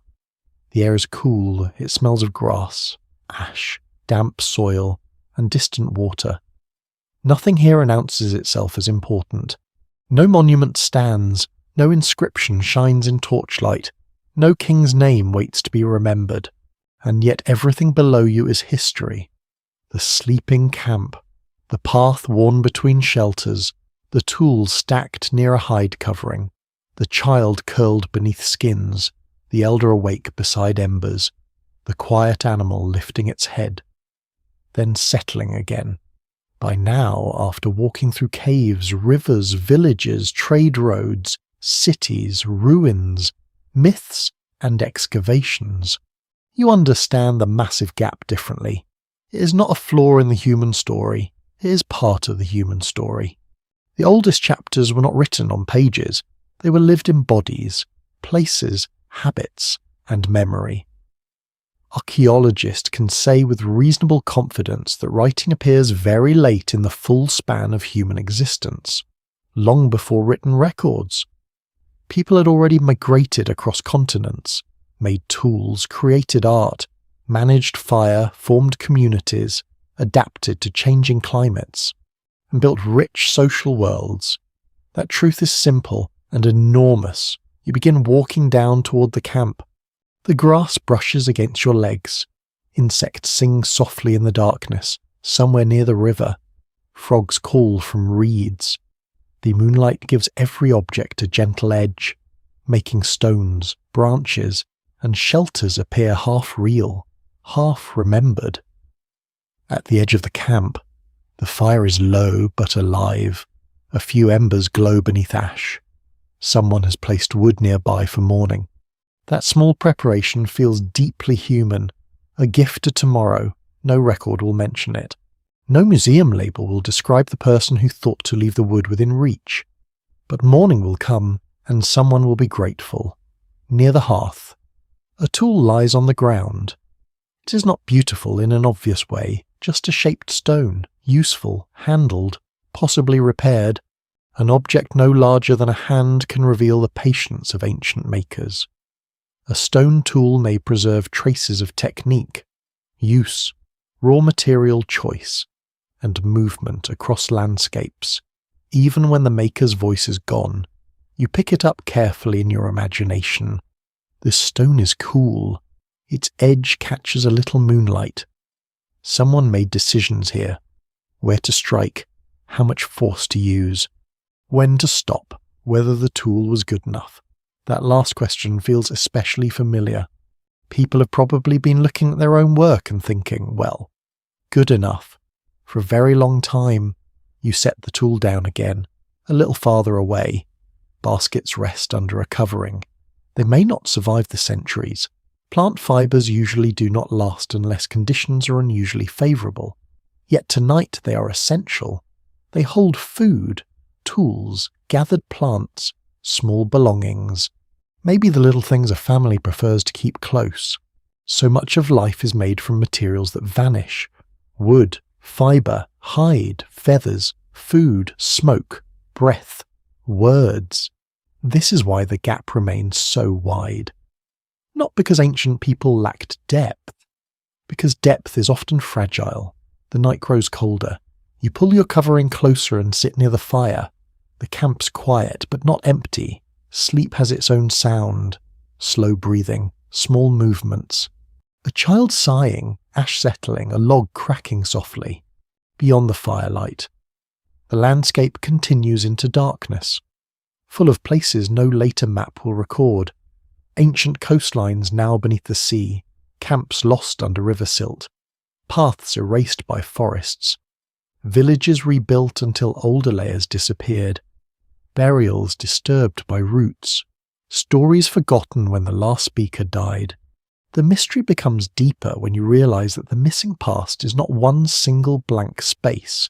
It is millions of small absences, scattered across time, each one shaped by soil, climate, chance, power, memory, and survival.